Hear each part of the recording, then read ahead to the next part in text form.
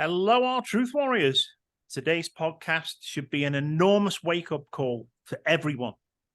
What have I told you? That every insane act we are seeing around us is in preparation for a global cataclysmic event in 2040. And its cyclical nature is so accurate that its previous impacts have been hidden from us. Today's guest has spent decades in the advanced research of chronological history. His story is like nothing you have ever heard before. So buckle up. This is going to be absolutely mind-blowing. Welcome to the Atlantic Underground podcast, the man behind Archaix, the one and only Mr. Jason Breshears. Hey, appreciate you having me. Thank you. No, it's a pleasure. It's a hell of an intro. I don't know if I'm gonna be able to live up quite all that. Oh, I already know you deserve it. So we should jump straight in. I mean, May the 16th, 2040. Can you please explain to us what the Phoenix event is? Okay. Before I give a full explication of exactly what we're talking about and predicting to happen in over 16 years in May, and we even targeted to the month of May 2040, mid-May, 16th or 17th, according to what part of the world you're in. You have to understand that by virtue of researching all these anomalies in the past and coming across these, I'll give you some examples. Coming across vast destructions that are recorded in ancient texts, historical records, archaeological monographs, even comported by scientific delegations that have come together and pulled their research together and basically ascertain, okay, look, right around 2239 BC, we know that every single Bronze Age civilization was wiped out, and the rest of the world was basically rebuilt by the survivors. And it was these survivors that built us what we know of as Babylon, Sumer, Akkad, Urartu, the Aran provinces of India, ancient Egypt. The old world that we have come to be familiar with is actually a post-reset construction of survivors. So when we go through the encyclopedias of today, the history books of today, this is what we find. We find these elaborate histories painted for us, but they're all post-reset. They are after the event that was known in the ancient world as the day the sky fell. Yeah. And it was a vapor canopy world. This is the origin of the Great Flood story. The Great Flood story was that there was flooding all over the world, but it's only in the religionist redacted histories that we find that the entire world was flooded and only 8 people survived. That's not true. That version only came about centuries later. Initially, the traditions were very specific. There were survivors in mountains and islands and colonies all over the world, and they were all different races and they spoke different languages. These survivors basically began to be fruitful and multiply and replenish the earth after this vast destruction. But what caused the flooding destruction was what, according to those in the Western Hemisphere, the ancient American cultures, they believed it was the birth of the sun. And they called the first of 4 suns the water sun, because it was born out of the waters. This was the vapor canopy world. It's described in Genesis. The book of Genesis is very specific. It says there was no rain in the pre-flood world. This is why when the vapor canopy collapsed, causing the flood, it was like an ocean suspended in the sky.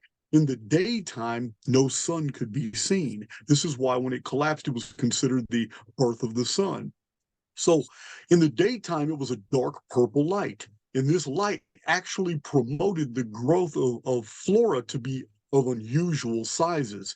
And incessant outgassing of volcanism also produced ambient radiation. Coupled with this dark violet light, we literally had a greenhouse world where plants and animals grew to heroic sizes, and humans were titanic. And humans, giant mammalian life forms that we call megafauna, which is a part of the Ice Age psyop. The Ice Age has never happened. Don't believe they did. My entire channel is full of video after video after video after video showing you that the whole Ice Age narrative comes apart when we start looking at the details. This is why in the scientific records today, scientists cannot agree on how a high ice age is possible. Although they've written ice ages into the historical narrative, they themselves have contrived 59 different scenarios as to how an ice age is possible, because they understand today it's impossible. It's impossible for an ice age to occur because the polar extremities only get half-inch snow a year. It's too dry. There's no humidity. And the reason there isn't is because the vapor canopy is gone. When the vapor canopy collapsed, that's when we got our snow caps. That's when we got these vast terrains of ice and snow built up. And they weren't built up over hundreds of thousands of years. They were built up in days. And this is why we have old maps that show Antarctica, Iceland, and Greenland showing their rivers, valleys, mountains, and all the topography crystal clear on these maps without snow and ice, which according to Ice Age theory is absolutely impossible. This is why the scientists must conclude that these maps are forgeries, although actual lithographers who have studied these maps know that they are authentic. So we have these coupled with the traditions that humans were actually being hunted by large reptilian and amphibian life forms.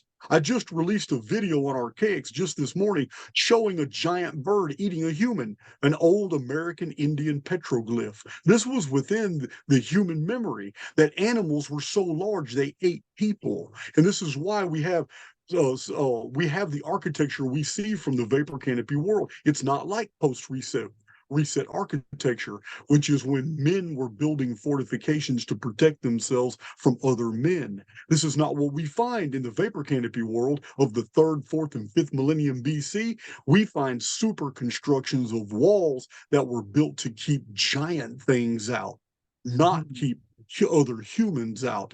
Nor do we find any evidence of the manufacturing of weapons that were designed to kill other humans. We don't have that. What we have spread across the world in archaeological sites is a world where megafauna were living and coexisting with humans who were domesticating three-toed sloths, giant saber-toothed tigers, mastodons, and mammoths, which have been found. We have found human remains with megafauna at multiple locations. However, at Acambaro, Mexico, we have found all of them.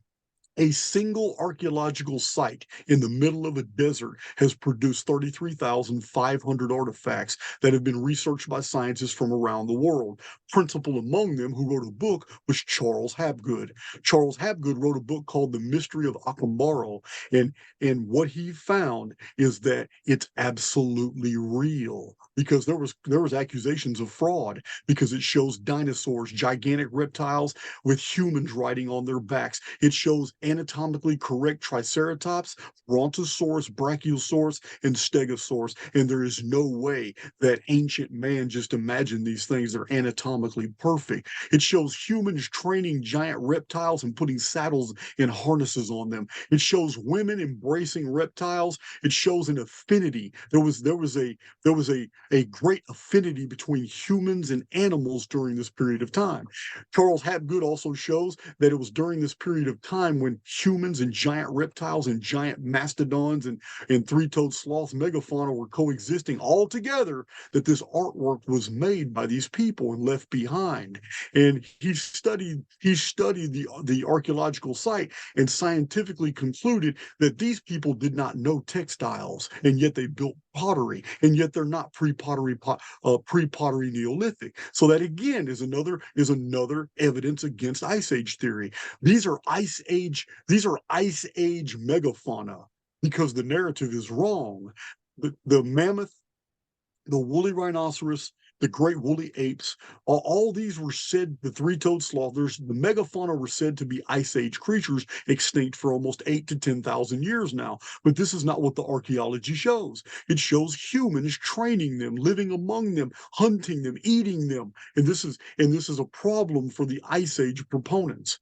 It's a real big problem, because at Acambaro, Mexico, these megafauna are also shown side by side with what we've been told are dinosaurs, but they're not. They're just giant reptiles and giant amphibians that were living under the vapor canopy. Everything got big under the vapor canopy. We've even found 14-foot high fossilized mushrooms. Everything was gigantic back then. And when that vapor canopy collapsed, that atmospheric pressure was instantly changed.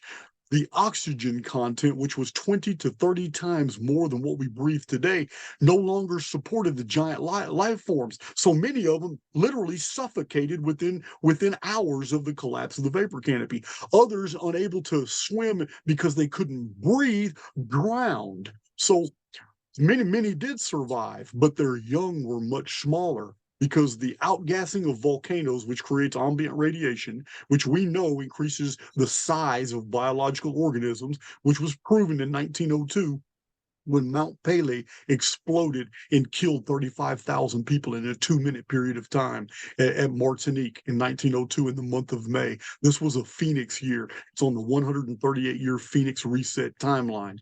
When that happened, 2 scientists grew 2 inches because they were exposed to the ambient radiation coming out of Mount Pelee. After volcanic explosions, there is a period of time when this ambient radiation for weeks and sometimes months continually outgasses out of volcanoes, and everything in that area grows larger, bigger, stronger, without parasites, without termites, all that. And this has been shown in Yellowstone. Yellowstone has a long history of volcanic activity, and yet it's there that you find the General Sherman tree, that we have a highway going through. It's where you find the oldest 3 species of trees in the world: the Dawnwood pines, the redwood pines, and the bristlecone pines. All 3 of those species or trees are gigantic, hundreds of feet tall, huge around, and they have no evidence of parasites or termites. And these are literally vapor canopy type trees, but they have enjoyed that growth because of that continual ambient radiation that is leaking out of Yellowstone. So I hope I'm not overwhelming you here. This is just it's a lot of data to take. It's a lot of data to take in at one time, but I'm trying to abbreviate what is actually spread across 400 videos on my own channel and 3 published books. So it's very hard to compress all that information. But I understand totally. I mean, the Phoenix event itself, what we're looking at coming in 2040, this runs in 4 events, with the 4th event being the major global cataclysm. Which one are we facing in 2040? Is this the big one that's coming? This is okay. The collapse of the vapor canopy in ancient times was a Phoenix event. That was a year of the Phoenix. It appears in the sky like a red dragon. The rocks fall from the sky, and always red dust, red rain, or red mud, depending upon the relative humidity in whatever area the fallout occurs. So this has happened over and over. It happened again in 1687 BC. It happened in 1549 BC. It happened in 1411 BC. It happened again in 1273 BC. It happened in 1135 BC, 859, 445. It happened in 307 BC. It happened in 31 BC. Listen, these are all 138 years apart. Some of them are 276 years apart, which is 138 plus 138. So on my channel and in my published books, I have whole charts that show the history of the world in 138-year segments, and how all these ancient records and traditions and all these dates still lie, and monuments and monikers all show that all these chronographers talked about these cataclysms that happened. And they're somewhere in the world, the Phoenix literally resets an entire area. It's not always the whole world. Sometimes it's a hemisphere. But most of the time, it's a geographical area, like an empire or a few kingdoms altogether, a country. It's never the whole world. Only 4 times in recorded history was it the whole world. Yeah. So what we're facing is in 2040 is basically, after a long hiatus of the Phoenix phenomenon basically building momentum, because there wasn't a massive destruction in 1488 or in 1626, although we have Phoenix data for those dates. And it wasn't massive in 1764 when astronomer Hoffman and 500,000 Europeans looked up in the sky and the sun began to darken as a strange object came out of the north, passed over the sun, darkened it, and disappeared into the south. Astronomers have dismissed this because no objects in space have ever been observed to move in that direction. It's called it's called going across the ecliptic. It's not going with the ecliptic plane where all the other motion is. It went totally opposite the ecliptic, and they say that's impossible. But it's not impossible, because many astrophysicists claim that our system is actually a binary and one of the stars has collapsed into a frozen star, which means we would never be able to see it. Even though it's burning brilliantly bright, its gravity well has begun to collapse, which means it draws the light photons back into it. So although it's glowing brightly in the sky, we can't see it because the photons fold back in on it. And because it's doing that, it's gaining more and more mass, getting hotter and hotter, and that is basically the beginning of what theoretical physicists claim is a black hole.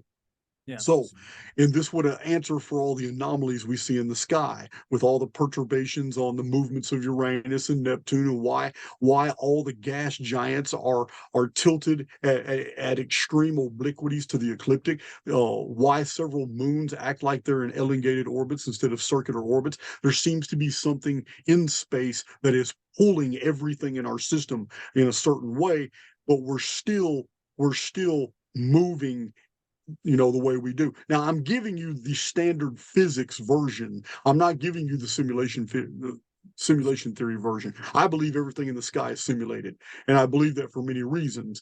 And because the history of the world is entirely too perfect. The astronomy is too perfect. Everything that we have recorded, the data sets that we have that we can fold out and we can look at, are absolutely too perfect to have ever happened in a true natural Newtonian universe. Therefore, I must conclude it's all programming. But in the programming that's being delivered to us by NASA, we see evidence that there is another star here. And in the Archaix paradigm on my own channel, I'm often explaining to people, listen, guys, you have to understand what we live in right now is an artificial construct, but it's still a copy of a real place somewhere else. So the data that we analyze and that we see is of real things happening somewhere else while we're living out the simulation part. We're inside a simulated construct. So this is the service of my channel, showing by virtue of the scientific records and the historical records that nothing makes sense unless we put it into its proper perspective, that we are experiencing from the inside a series of routine protocols that we ourselves designed. Humans built the construct. We are on the outside of the construct, controlling, governing, and observing it. And we're able to do things inside the construct that we don't want to cross-contaminate the outside world with. So these things are performed here. We can make mistakes in here. We can create new biospheres and new adaptations to the species in here. But if we were to do those things out there, it would be an uncontrollable project that could cross-contaminate other worlds in other areas that we have no jurisdiction. So, like I said, this is all theoretical, but this is what the data shows. If you're living in a world that is constructed a little too perfectly, then you're probably living in an artificial construct.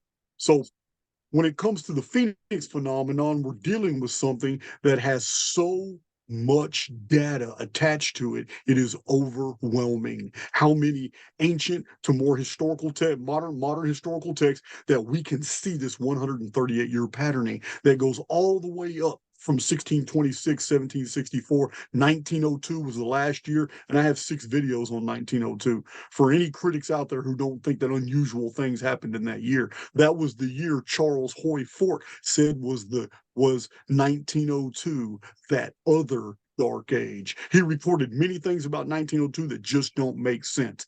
Edits in the holography, things that natural phenomena seem to have appeared in 1902 to cover up the fact that there was a major reset involving all kinds of things. But you just have to see those videos. We can't compress all that here.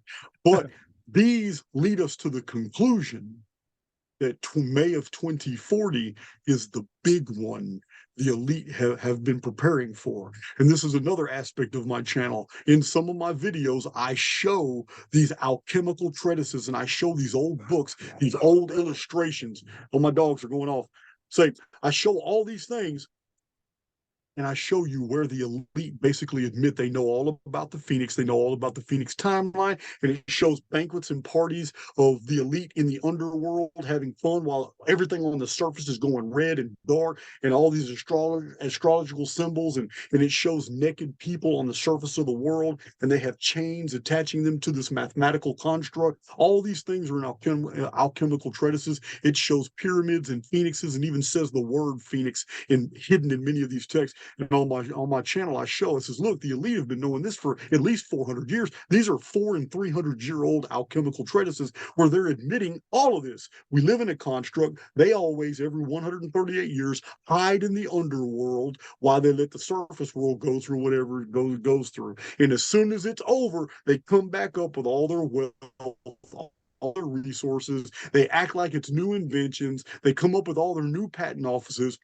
In every 138 years, they unleash all their Fortune 500 companies, and this is why the material is just so compelling.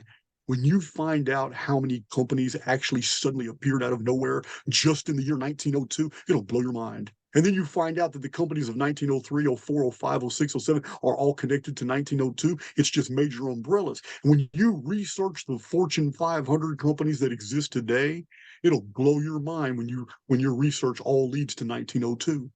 I'm telling you, they are repositories in the underworld where these people hide, and they keep libraries, because it's not just companies. They also unleash all new libraries. This is what Carnegie, Rockefeller, and Rothschild did. All three of them from 1902 onwards funded tens of thousands of libraries full of all new books packed with all new history of the world. This is why I have a lot of critics. They do not like my critics. My critics come from the professional genres. They come from higher echelons in society. I don't have the ordinary critics. I have critics that are threatened by the fact that I'm pulling all my data from old books, because the Archaix research, 480 something videos. I have like 17 books published.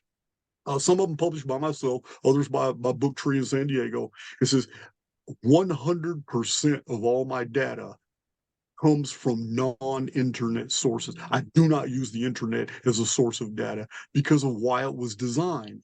Yeah. People think they can Google something and get an accurate picture of what's going on. The internet was designed as a filter from the beginning. This is why people come to the Archaix channel and they have their minds blown. It's like, what the hell? I've never heard any of this. But when they look at the data points and they add them up into data sets like I train people to do, and there's no other conclusions. You've been lied about history. And all these narratives about dinosaurs and ice ages is total bullshit. And then once you understand that, you see why these popular authors are actually doing the work of the establishment. You think some of these popular authors out there are anti-establishment because that's the picture the media paints them. And I'm calling one out right now. Graham Hancock, 100% member of the establishment, putting out establishment narratives because he's steady pushing that Ice Age stuff. He's steady pushing that alienness stuff. He's steady pushing all these things that we have chronologically shown with direct evidence is absolutely untrue and much more recent in history. These things happened in very recent history. They didn't happen 10,000 years ago. So what we're expecting in 2040, of month of May, entirely depends on the individual. And this is another very important message that I convey in Archaix. You have to understand, as spiritually immortal beings, we are living in two separate realities at the exact same time. And until you can grasp that, you're always going to be a member of the collective. The collective apparatus and its routines and subroutines, this is a vast programmed illusion that whole collectives of the human race have been basically corralled in It doesn't matter what the polarity is, Democrats or Republicans, Muslims, Christians, liberals, conservatives. It doesn't matter if it's Caucasians or African Americans, whatever the polarity, we're all human. We're all immortal beings dressed in avatars. That's all this is. When we focus on the avatar, we become a member of the collective, and therefore we suffer the very things that the establishment makes the collective suffer. But the highly individualized immortal soul makes their own way by virtue of their own informed field, which interacts with the overfield of this simulacrum, this simulacrum is what I call it, this construct.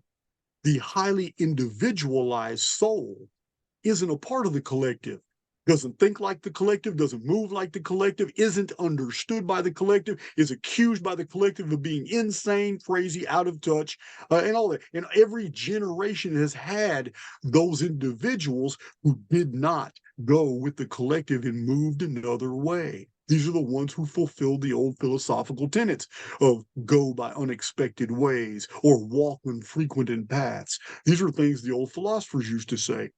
And it has deep meaning, because those who understand that they're living in a separate reality from the collective actually exist in a separate reality, and the construct reciprocates. When you believe that you are different from the collective sheep that are all doing what they're told to do, the construct itself will begin knitting for you circumstances and experiences that comport with you living a fundamentally different life than everybody else. You'll start seeing things, interpreting data, understanding, having badass experiences, meeting like-minded people. You'll listen, all these pattern breaks that you experience open new worlds to you. And this is what the construct was truly about: separating the sheep from the goats. The goats are the collective, and they're always going to go wherever the grass is fed them. But the highly individualized soul makes their own way, and they're not victim to the things that the construct has in store for the collective. The Phoenix phenomenon is discriminating, and this is something I've shown in multiple presentations. There have been times when Phoenix disasters happened and wiped out multiple cities, and one small community over here that always minded its own business, right there in the heart of all this destruction, was untouched. Untouched. This also happens to the personal, the individual. If Jason is walking through the streets of wherever I'm living in May of 2040, and the Phoenix phenomenon is doing whatever it's doing. In some places, it's volcanic resurfacing, volcanic outgassing, burying alive whole areas under volcanic ash and pumice. In other, like Mount Vesuvius in 79 AD. In other areas, it's liquefaction. It is a horn blast from the sky that is so deafening that the ground actually vibrates to the point that it looks like it's liquefying, because all objects that are not vibrating at the same frequency as the ground sink into it, just like the Philadelphia experiment. Yeah. So the Phoenix phenomenon also has lightning bolts that come from the sky, flux tube discharges of plasma that literally melt buildings and constructions. The Phoenix phenomenon also does something very inexplicable, and I don't have a scientific explanation for it. It causes the disappearance of people. It's like an exodus machine. We don't know why. They just vanish. Whole cities have been found that have been buried in mud, liquefaction, and yet not one human skeleton was found in all the ruins and destruction. So we have other instances like Mohenjo-Daro, where human skeletons were found fused to the streets, holding hands, all looking in the same direction as if they watched their doom approach. So the Phoenix phenomenon is not a intruder planet. The Phoenix phenomenon is called Phoenix phenomenon because that's exactly what it is. It is identified by its timing and its effect, but its actual weapons array, well, everything it can do, seems to be a wide variety of phenomena. It just happens every 138 years. So red dust, red rain, red fallout, the moon turning red, strange things appearing in the skies. It all starts. Every episode of the Phoenix phenomenon always starts when a new star appears in the sky and it's deep red and it just gets brighter and brighter and brighter, but it doesn't get big like it's a planet coming. It's just a star. It's almost as if something far away in the sky is beaming red energy at the Earth. Yeah. And we're looking up the stream of energy. And then inside that stream of energy, all of a sudden phenomena begins to develop. Now, for the collective, the phoenix is the symbol of a burning world. But for the highly individualized soul, the immortal, the phoenix is the symbol of rebirth, regeneration, and resurrection. It's a bifurcated symbol because it does two different things at the same time. Remember, the meek shall inherit the earth. Right now, in this whole series of resets, the phoenix resets infrastructures and civilizations and retards human development on the surface, but the elite have found another way. They have been hiding in underworld facilities since the days of when they hid under Phrygia. I don't know if you're aware of this, but there's over 40 underground cities that have been excavated under Turkey. Yeah. This is ancient Phrygia. They even have a tradition in that area of Phrygia and Lydia of an ancient king called Archaix. And Archaix knew of the coming of a disaster, so he had underground facilities built, and he hid his entire population underground, and they survived. Pretty good evidence that they survived is that we found those facilities. And not only that, the tradition is still told on the surface, so it could have only been told by survivors. Now, the Phoenix phenomenon is nothing to fear, and this is a principal message of my channel. Fear is the negative default programming of the construct, and that's what the collective do.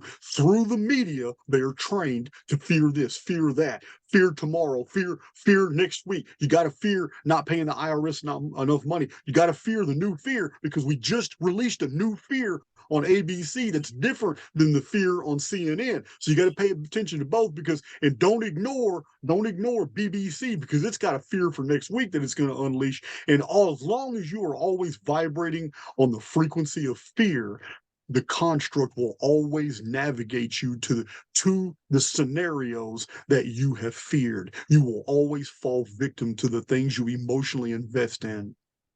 Now, this is exactly the opposite for the highly individualized soul.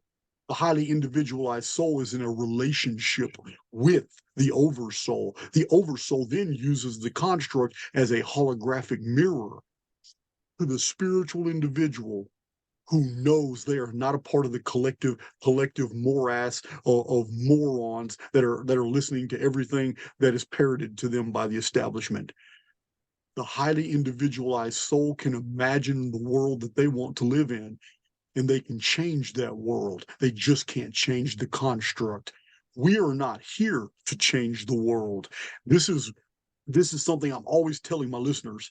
You guys don't, you're going to get depressed. You're going to fall into different types of psychoses. You're going to end up in a darker place by the time, and much older, if you think that you're here to save the world. If you think enough people can come together to save the world, then you have completely missed the point of being a highly individualized soul and immortal, because this is a obstacle course. This is a construct, a programmed illusion. It is the Maya of the ancient Hindus. It is the dream time of the ancient Australian Aborigines. This is the construct of the demiurge of the Gnostic Yaldabaoth. This is an artificial reality. It's a program. You're not here to save it. You're here to learn from it, to grow, because you are the prodigal son that Jesus talked about. You're the one who decided to leave home. You're the one that spent all the money you initially had available to you, the family money. You're the one that went out whoring and partying and doing everything you were specifically told not to do. And then finally, you're the one that came back home, the wiser, because you experienced these things. And there was a great celebration. There was a feast. There was a banquet. And this is what the the parable of the prodigal son is about. It is about the highly individualized soul who learned the truth by experience, not blind obedience.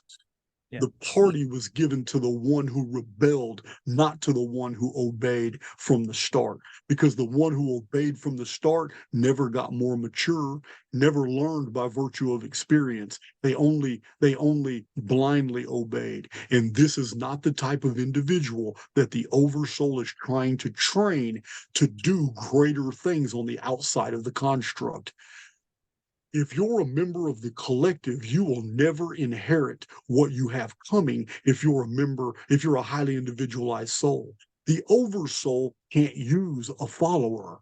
The oversoul needs those who think for themselves, those who are willing to be co-creators, not those who think they have to do it all on their own. That's not the point of being in a relationship. If there's no relationship aspect between you and other humans and between you and the oversoul, then the oversoul can do nothing with you. You're a member of the collective, and you're a member of the herd, and that means you need to be watched over, but it also means that you can never be given an appointment where you're the watcher. And you did it, and you're doing it to yourself. This is what this whole experience is about. It is about separating those few minority. I call them errants. And the reason I call them errants is because an errant is somebody who goes the other way. If the entire world is going one way and somebody going somewhere else is an errant, you are not obeying the protocols that were given to you. This means that somewhere in your life, something happened to you to wake you up that maybe I'm not like them. And then that grew on you. And then you started thinking for yourself. And then you started realizing, damn, these little pattern breaks in my life, doing things different than the collective, opened up more opportunities for me. I met more unique individuals. I learned newer things.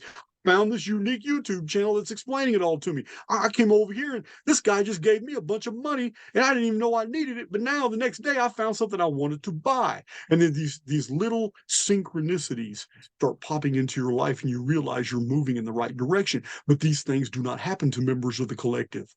They don't, because the construct's not trying to wake them up. But once somebody has begun to awaken, the construct will fight it for a while until it's obvious you're true errant and you're going your own way. And when that happens, now you come up under an entirely different series of programming protocols. And now ABC, NBC, CBS, BBC, CNN, all the major news networks, now when you listen to them, you have that real queasy, uneasy feeling. Now when you're exposed to the things of the collective, they sicken you. You're actually repulsed. You can't even have long exposure toward it. It raises your blood pressure.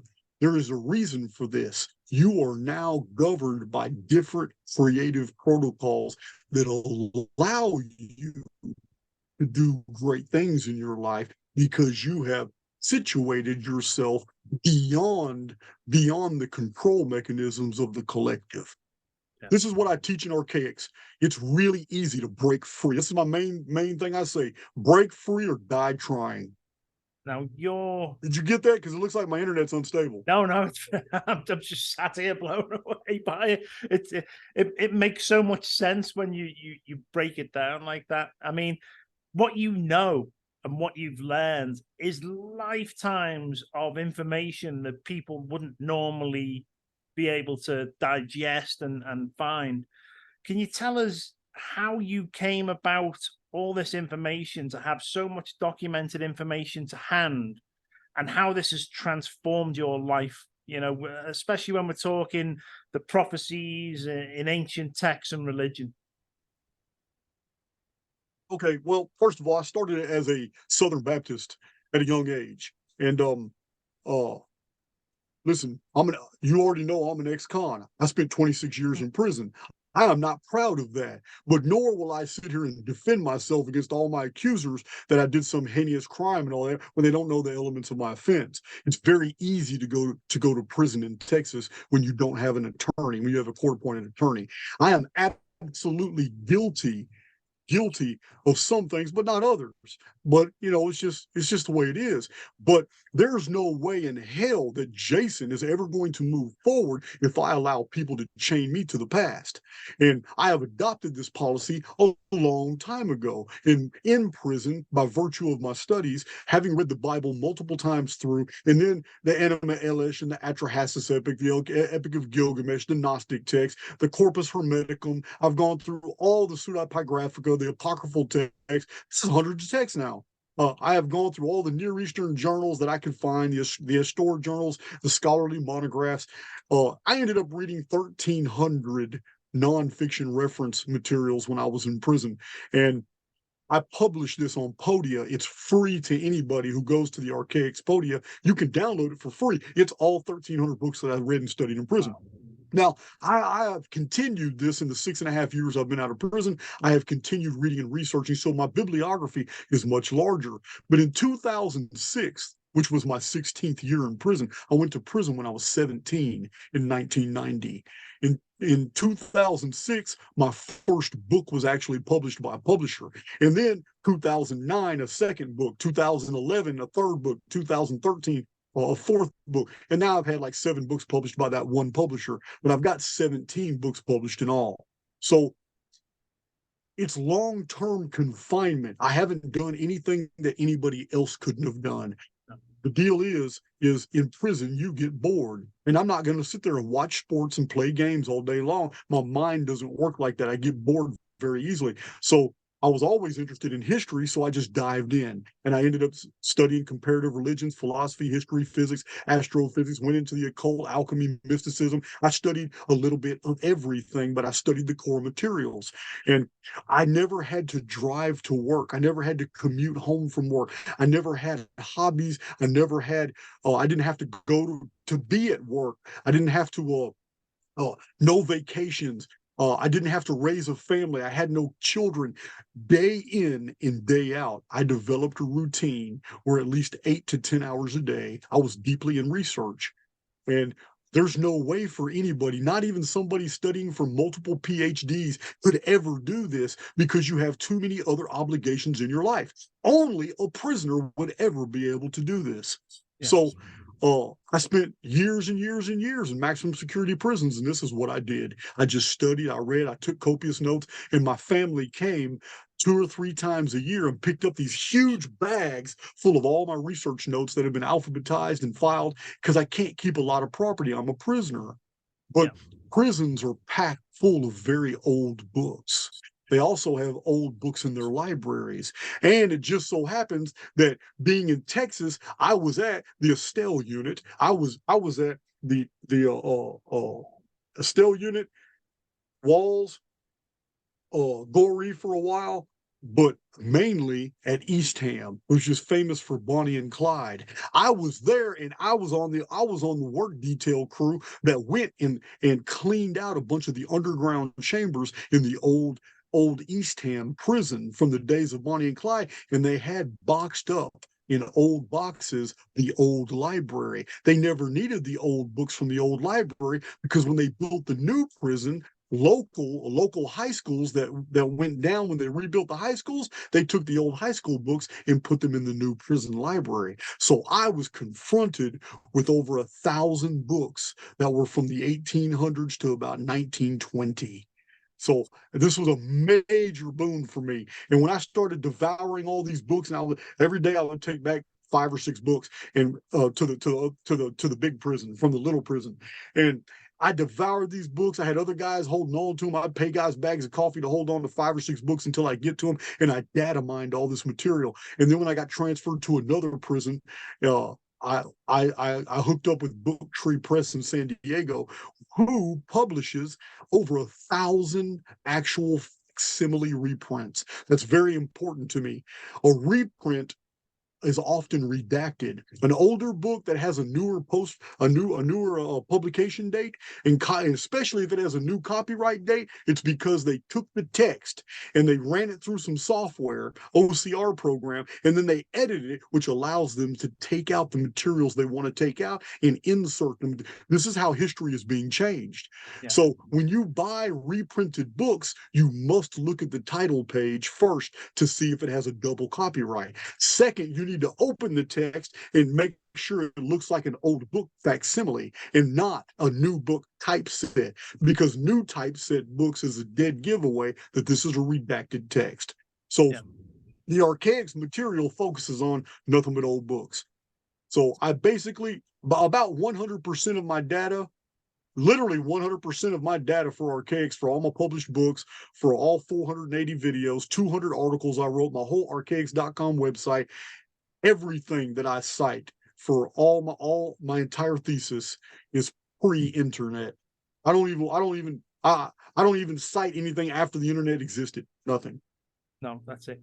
When we look at Akashic records, how is this linked to our purpose here? You know, you mentioned before that we are living in dual lives at the moment. There's, you know, the real soul living in one dimension, and then there's the, you know, the mirror of it, us in our meat suits here.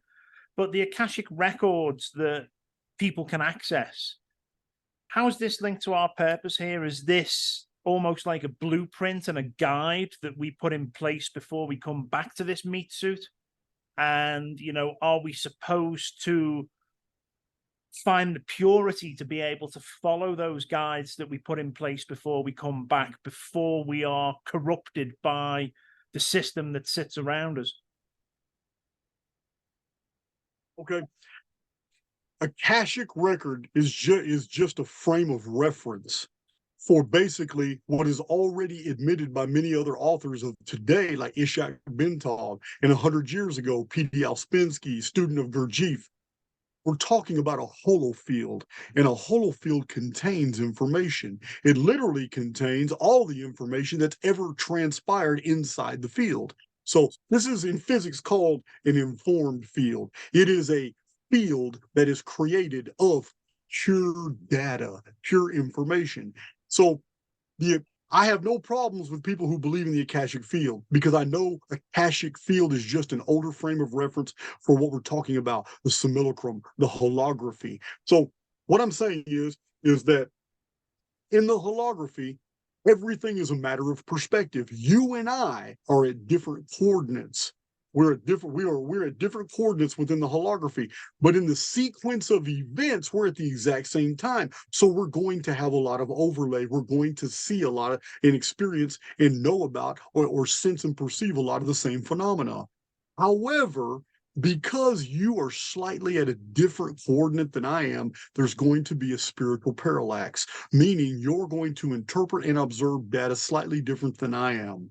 Now, the way to bridge these differences between 100 million souls, or however many are in the construct, because I do believe that a lot of people are just NPCs, but however actual immortal beings are in the construct all flowing together, experiencing these resets and timelines and all this holography, it is the information in the field that binds us all together and builds this construct. It's a feedback loop. And the way it regenerates is through the central nervous system shutting down. This is something the avatar does to the immortal. The immortal is not here all the time. You're only here when you're awake. Because when you go to sleep, the immortal being that you are, your true identity, you can't remember anything here. You shut completely out. You're gone. We call it sleep. Yeah. But something else is going on. The central nervous system shuts down the avatar. When the avatar is shut down, the soul is free. It's gone. I'm going to tell you where it's at. It's outside the construct. We are back where we are from. We're not here anymore, but we don't remember anything in here because this brain has us attached to this beautiful central nervous system, which is the bridge between the psyche and the simulation.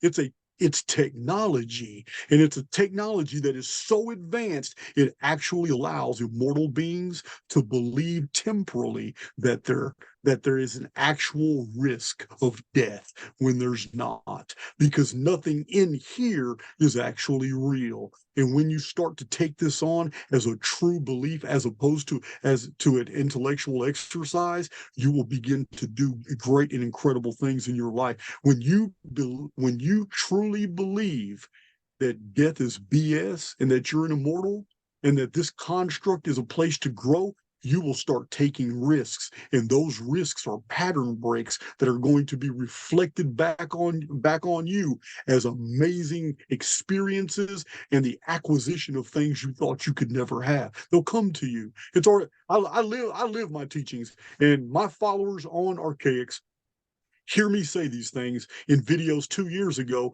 and tell them where I would be today, and they see it unfolding. You gotta understand.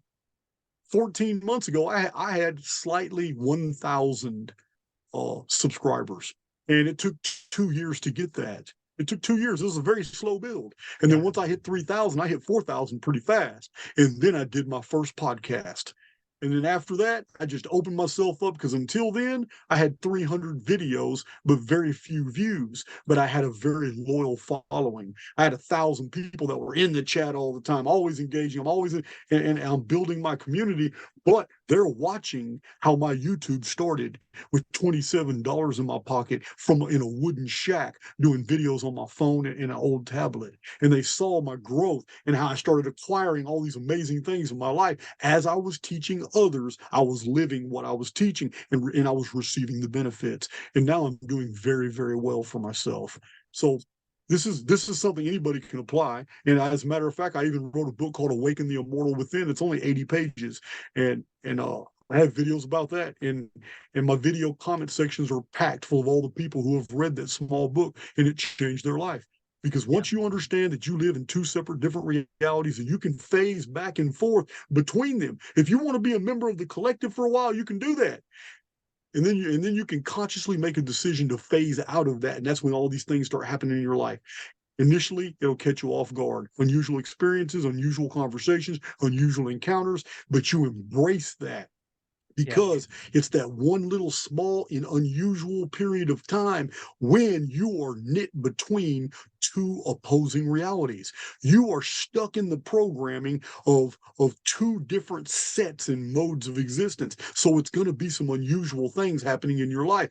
But once you make the affirmative determination to be one or the other programming, you'll shed it, and then you'll be absorbed by the programming that you're following, the highly individualized soul. And then you'll start co-creating, then you'll start building your world. And many of the things that you wanted to do to save the world will actually be things that are saved in your personal existence. You're never going to save the construct because it's not here to be saved. Yeah. Now, I mean, I look at us as human beings, and I always go back to this thought pattern. As human beings, we are hairless. We suffer with bad backs because of the gravity that we live in. You know, survival isn't like any other animals. You know, it takes us almost 12 months or more to walk, unlike animals that can, you know, we had a farm, and, you know, a goat or a sheep would be born, and within minutes I'm watching it up on its feet, and it's able to get around and defend itself and run if it needs to. It takes us 12 months or more to walk. You know, what we do and the way we live life is like nothing else in nature. Are we meant to be here? Are we completely alien to this surrounding? Because we are unlike anything out there in not only the way we act, the way we live, but the way the timelines take for us to adapt to the world that we're in. I have a great answer for that. Okay. The history of our world is one of different biospheres, and this is why there's such a rich diversity of the race. All humans are humans, but we have fundamentally different avatars, because at different periods of time, different races thrived while others didn't. Under the vapor canopy world, before the flood, during the vapor canopy world, children would be born and they would be up and running almost instantly. The atmospheric pressure was different. The oxygen content was different. Flora and fauna, there was no need for textiles and clothes. There was no need for a lot of things, because these were all freely provided by this Garden of Eden type world that the collapse of the vapor canopy completely ended. Now, remember, we have in eschatology, we have statements that says the last days shall be like the days of Noah. We have many statements in the Old Testament that talk about that the end is going to be just like the beginning. These statements are found in the Book of Jubilees, the writings of Enoch. They're found in even Egyptian tombs. Like Tutankhamun says that the future shall be like the past. So with this, taking this in mind, we have to be reminded that there's a series of prophecies that were removed from the biblical material. They are found in 1st and 2nd Esdras. These are the Greek prophecies in 1st and 2nd Esdras. They're in the Apocrypha. If you have a Catholic Bible, you will have 1st and 2nd Esdras in the middle of the Old and New Testament. But this 1st and 2nd Esdras is very clear that in the last days there will be fundamental changes in the human physique. Children will be born and within 3 months be running around like adults. They will talk within 2 months of being born. They will speak. So what it's describing is the return of the vapor canopy conditions, which is exactly what May 2040, the return of the Phoenix, is all about. I have whole videos explaining that this isn't just a Phoenix phenomenon episode. This is the return of the vapor canopy in May 2040, because only the return of the vapor canopy makes any sense out of the rest of the book of Revelation. All the 7 trumpets, the 7 thunders, the 7 vials, they don't make sense in a world like we have today, but they make perfect sense in a vapor canopy ecology. The prophecies of 2nd Esdras make absolute sense only in a vapor canopy world. And in a vapor canopy world, monsters will reappear.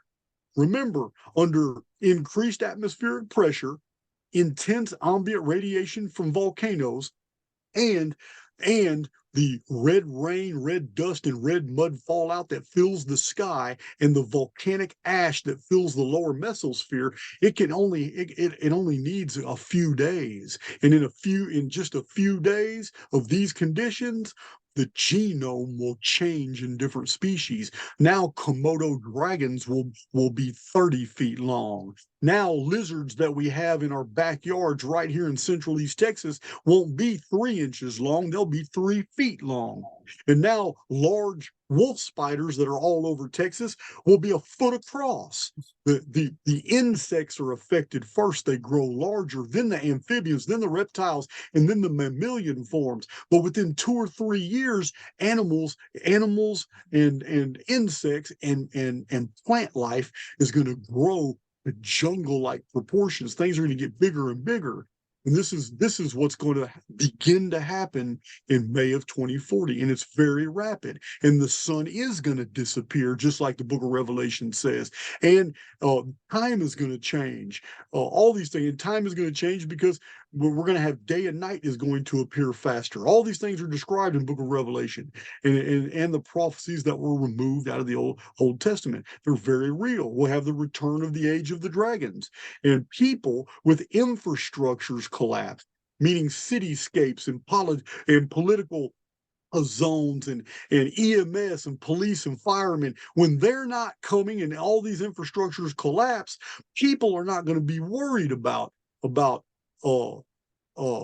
invasions of other countries and all that. Everything's going to be highly localized. People are going to first worry about resources and the violence coming from other people wanting to take their resources. But after 2 or 3 years, it's going to be different. People are going to be wondering what in the hell's going on, as nature itself seems to be taking back over the world. Yeah.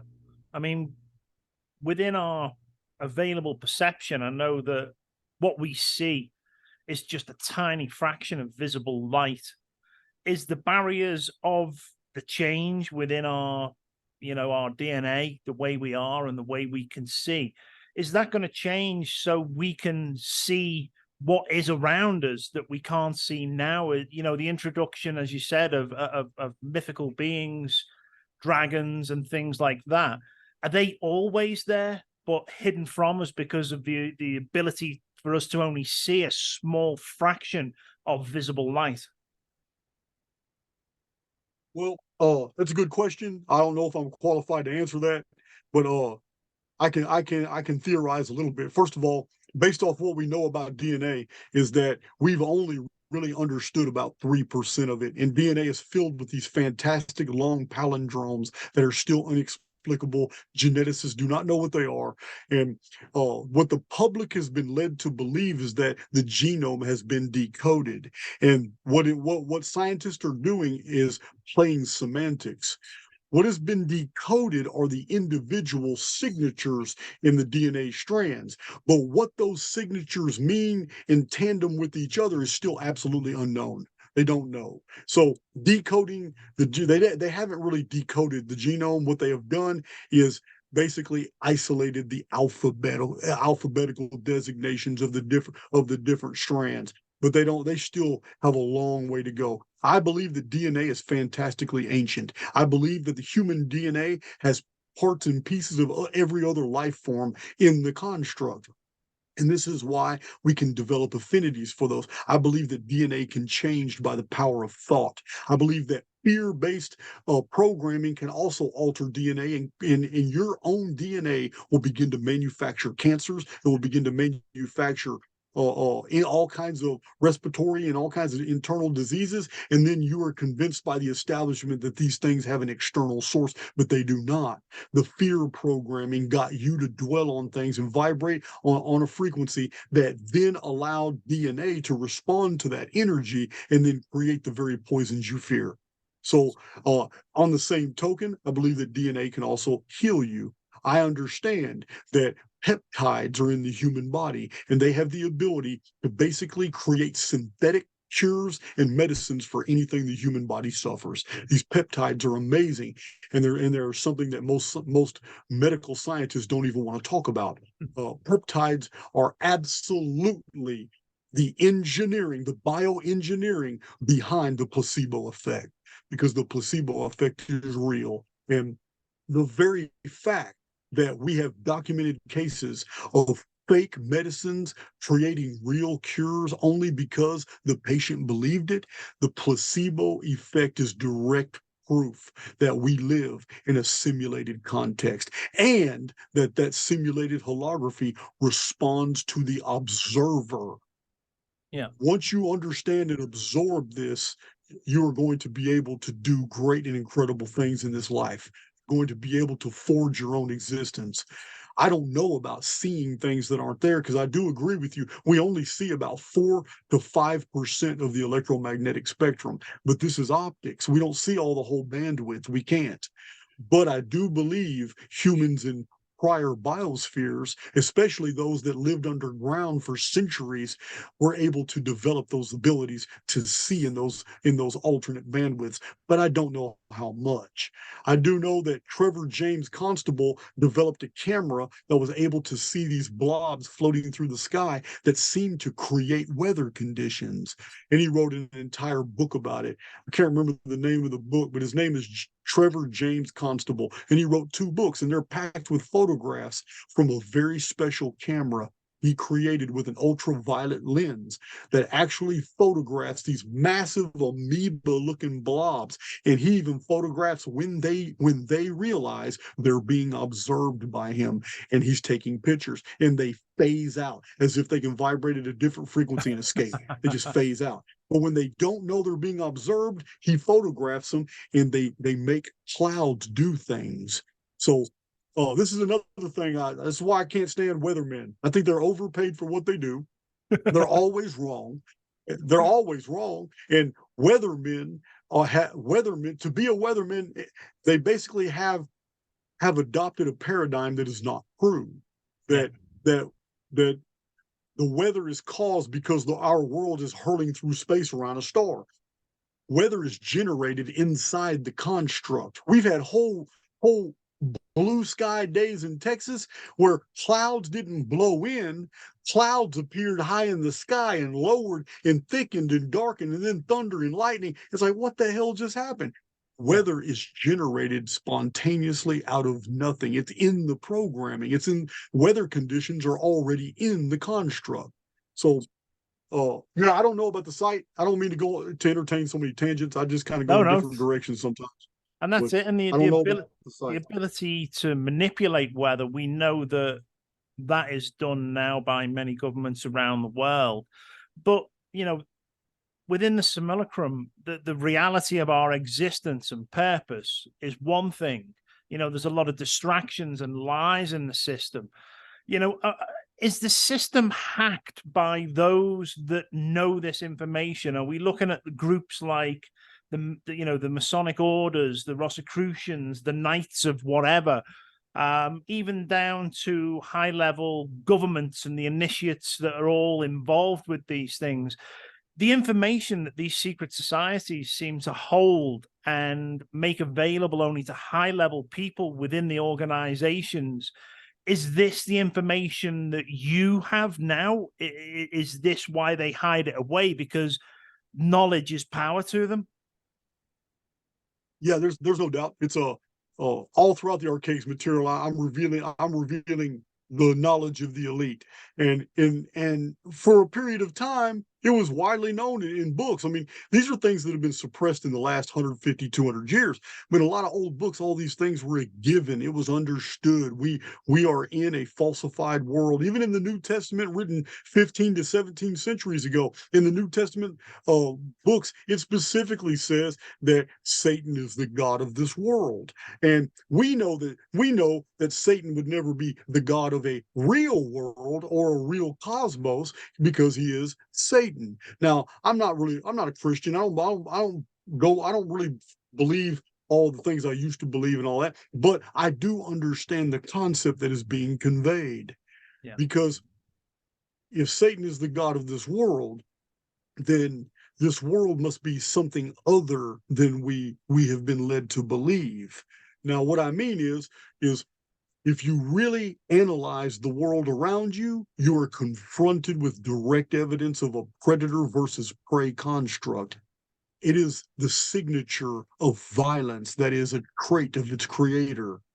It's a construct that actually blesses the violent and the evil and suppresses those with morals. Yeah. It is a construct where a human is told right and wrong, but this doesn't extend to the wolf rending the rabbit. So we have a duplicity here.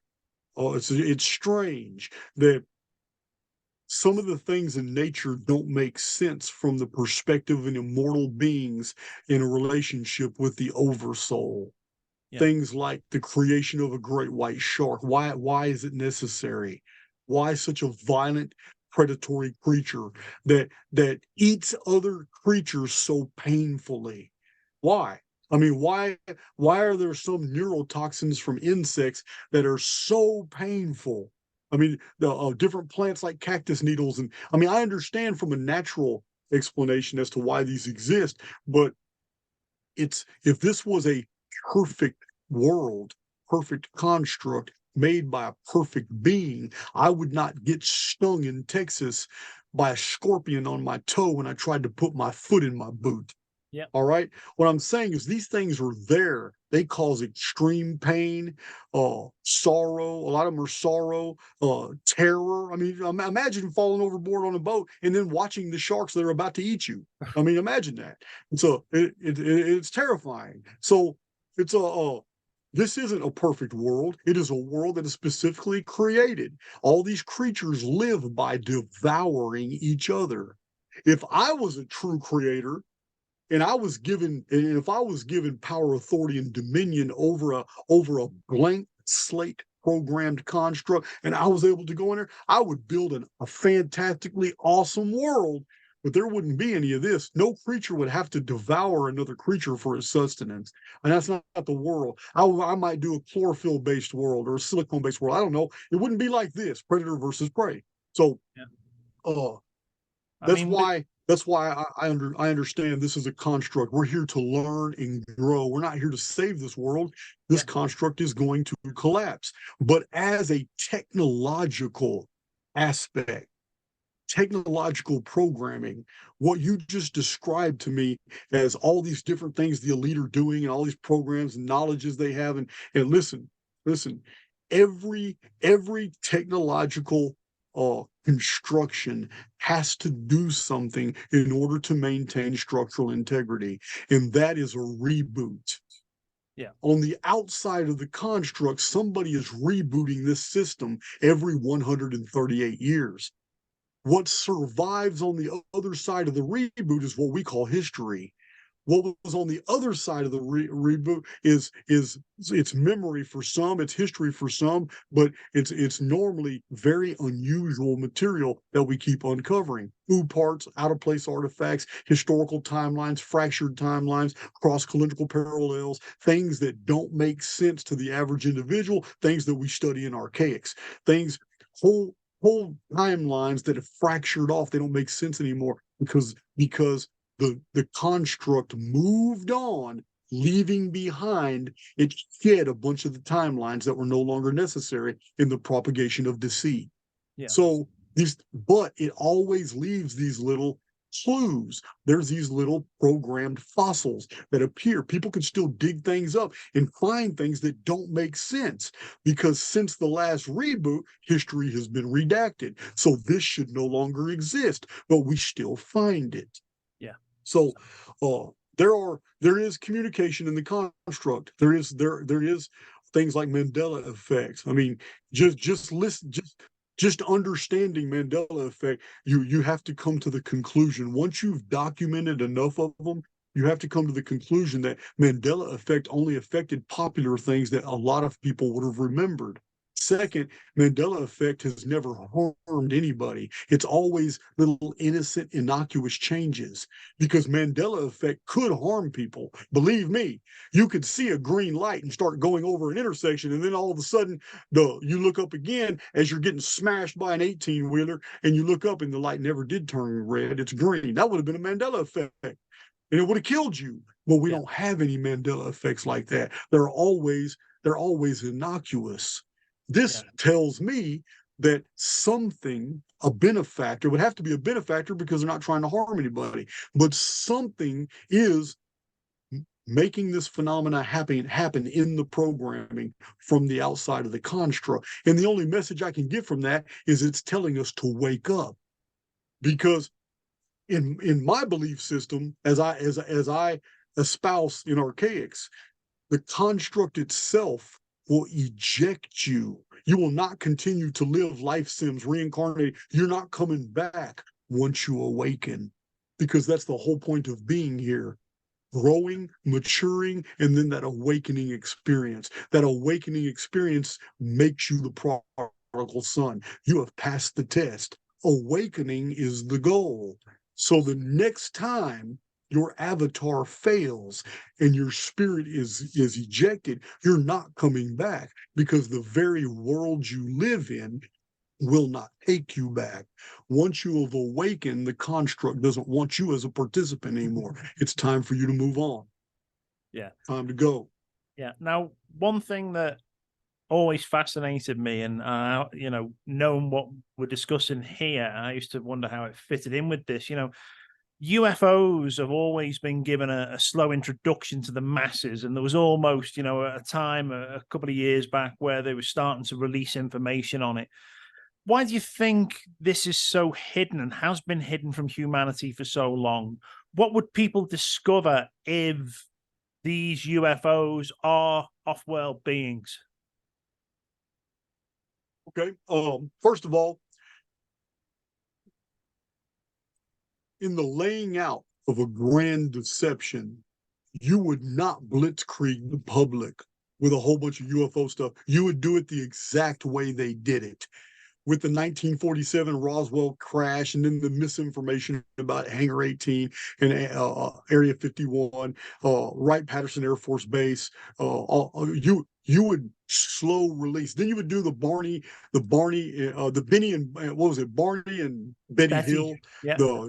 1962 UFO abduction. Then you would popularize that. Then you would introduce Close Encounters of the Third Kind. That's exactly what they did. And then Hollywood would start putting out these movies. They slowly did this. But I'm going to tell you now, all that's out the window. Because now even the History Channel pushes nothing but aliens, ancient alien. Now across the entire spectrum worldwide of social media, UFOs and aliens are a given. Now about 80% of the world's collective believes that UFOs are out there and they've been here forever. Now, what I'm going to tell you now is I don't believe for a second that we have a shred of evidence that any UFOs have ever entered our atmosphere. I believe they have been here for a very long period of time. They're shown in cave art. They're shown in ancient reliefs on temple walls. They're written about in old texts. They are admitted by Jesuits 600 years ago in Jesuit writings. But they're always seen coming in and out of bodies of water and mountain ranges.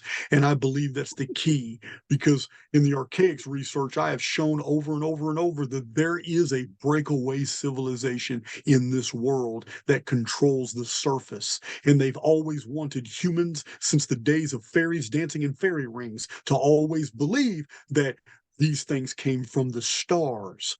Yeah. But it's not true. We're in a construct. They're in the underworld and they thrive and they're immune to the Phoenix destructions in this 138-year periodicity. These are the ones who basically these are the ruling elite. This is where they are. This is where they're from. They're in the underworld, and they are very well networked. They've been down there for thousands of years. They have clones. They do body doubles, and everything on the surface world in politics is just a smoke and mirrors pony show. It's a circus. They probably sit down there in their offices in the underworld thinking about, well, we really got him this way. I can't believe they think Biden is still the same Biden. I can't believe they think this dude's real. You know what I mean? Hey, we can't believe we got Kamala Harris as the vice president of the United States of America. And they fell for it. So can't believe that Bill Gates, who's never had any medical training, is telling everybody in the world about he's an expert on vaccines and they're eating it up. So yeah, this is the world we live in. It is controlled. It's controlled. It's thoroughly wicked, thoroughly evil. But everything I'm describing is a part of the collective. Yeah. The highly individualized soul doesn't have to worry about any of these things or participate in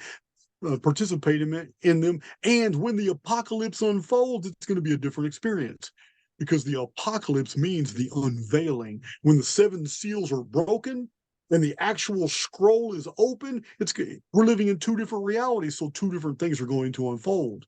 The collective is going to suffer all that dungeon programming and cataclysmic stuff that you find in the prophecies, in the Book of Revelation, Mother Shipton, the Ragnarok. They're going to experience all that. But the highly individualized beings are going to make their exodus during this period. They're not coming back. You're done. You woke up, the construct doesn't want you, and this is the big reboot, and everybody starts way back before the pre-flood world again. The system reset. And all those members of the collective who remain blind through the whole thing, those souls recycle all the way back to year 1, and they got to live through all these biospheres and all these historical periods, because this is a program. The Hittites are Urartu, the Egyptians, the Babylonians, the Phoenicians, the ancient Greeks, Achaeans, Argos, Mycenaeans, the Sea Peoples Federation, all the way to the Franks, the Gauls, the Celts, the Welsh, all the way to the United States today, China, everybody. All this historical timeline is a program, and they're going to live through this all over again. And every once in a while, one of them are going to wake up, and they're going to remember that, damn, this is all familiar to me. And that deja vu moment is going to be when they start waking up, and they're going to be the next generation of errants. And by the time the construct is about to collapse and reboot all the way back to the beginning, they're going to get ejected, because remember, waking up is the goal. Yeah. I mean, we've interviewed several times now David Icke, and we keep in touch, and I keep in touch with his son, Gareth. And, you know, the Archons play a large part in his writings and the information that he puts out there.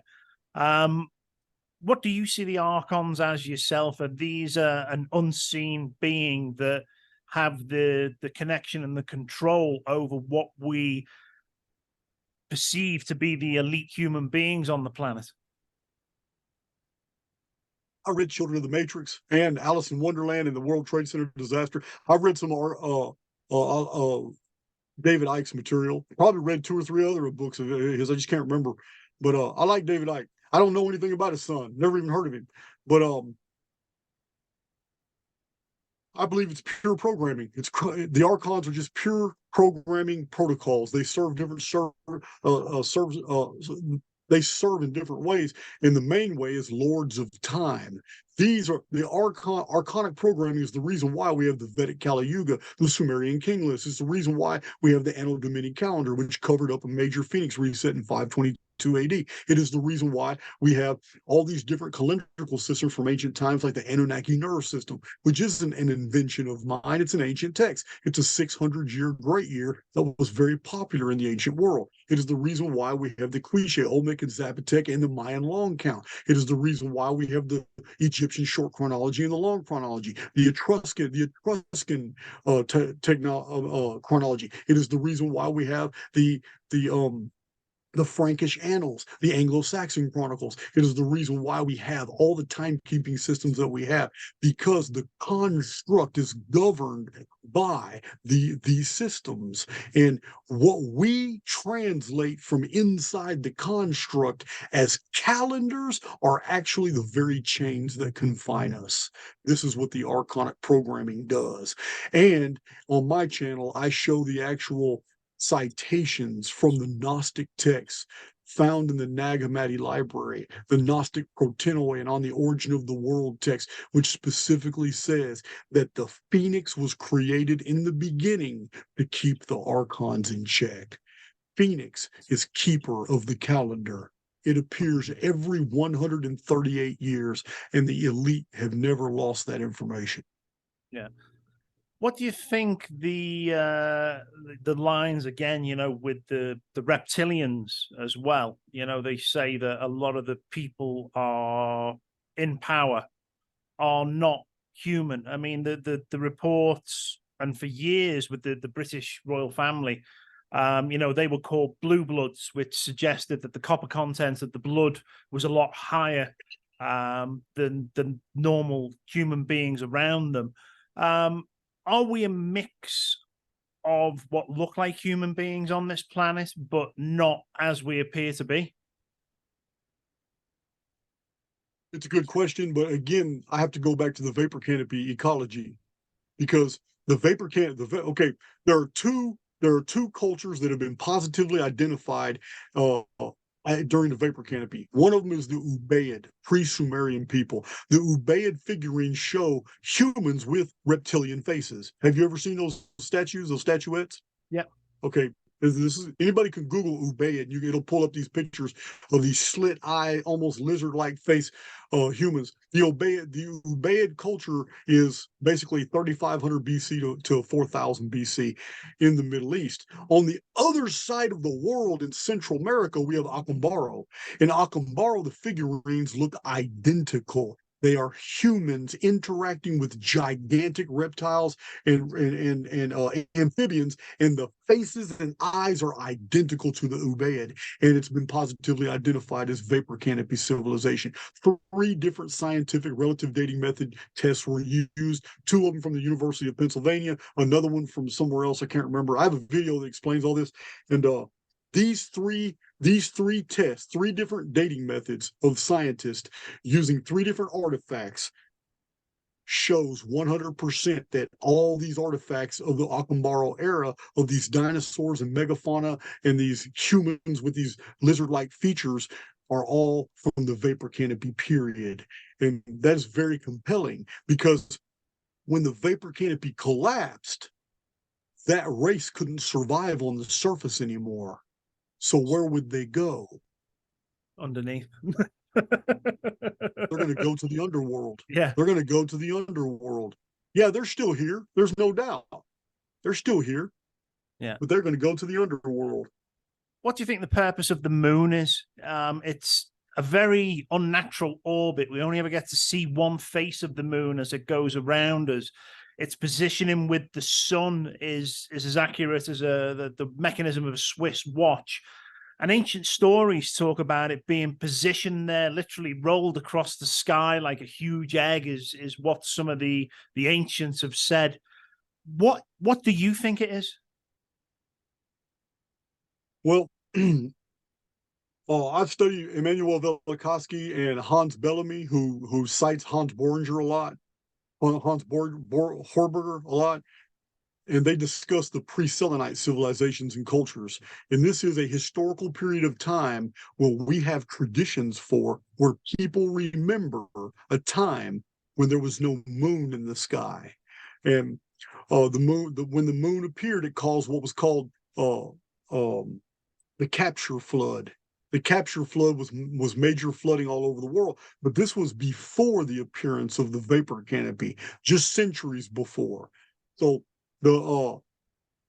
I believe the Russian scientists are correct. In the 1950s and 60s, they published a series of reports where they say the moon must be holographic because nothing that size can ever be this close to our world without crashing into it. The electromagnetic stress and the tidal forces and convection currents would change all kinds of aspects of our world, but we don't see any of that happening. All we have is this slight change in bodies of water that we call the tides. So the moon, to me, is holographic. The very fact that there have been very compelling photos taken of the moon where the dark part of the moon shows stars, the starry canopy behind it, that right there is a dead giveaway that we're looking at a holographic field. It might be a multi-tiered hologram in the sky. But from the beginning on my channel, from my very first video, I have always asserted that the entire vault of the sky is simulated and that those things aren't really up there. The sky is just one vast simulation. That's it. Because I mean, I look up. I love looking up at the moon. It does fascinate me, and so does the night sky. But you know, I'm looking at the shadow of the planet Earth, which is supposed to be round, and the moon is the shadow is a perfect line right through it, a dark line as straight as a ruler could be. And I'm thinking, well, if that's supposed to be the shadow of planet Earth, it should be crescent shaped. And you know, you still see the crescent shaped moons, but there are times within it where you look at it and it is this perfect line right down the middle. Like, you know, the shadow shouldn't be a straight line. And I often question why that would be. Yeah. Yeah, I don't know because I'm not a heliocentricist. I don't believe that we're going around the sun. I used to believe those things. I don't believe the world is moving. We've got atomic clocks that show the world is absolutely still. We're not moving. Yeah. I mean, recently I even brought forth an analogy on another channel. I had even given the illustration that if we're going to believe that we're moving 63,000 miles around a star, then we're also going to have to believe that this physical world is dragging around with it the spiritual world. Because do you think ghosts and demons and poltergeists are also traveling at 63,000 miles away? They're in a totally different dimension. So are we to assume that all dimensions are traveling at this velocity going around the sun at 63,000 miles and there's not a single hiccup? I mean, you don't see the ghost moving like this. I mean, if we take paranormal events into consideration and how we see things in the spirit world, and I mean, talk to some of these empaths. Some of these empaths claim that they can see spirits of the dead and all that. Okay, well, if that's true, then you need to choose: do these spirits move at 63,000 miles an hour, hurling around a star through space with us, or is our world absolutely still? And that's how we see these spirits. Very true. I've never even considered thinking of it that way. You know, let's talk about polar reversals, the mud floods in Tartaria. You know, when we come into the Phoenix event, is this what we're facing? Is this a similar phase into which the previous empires were destroyed? Well,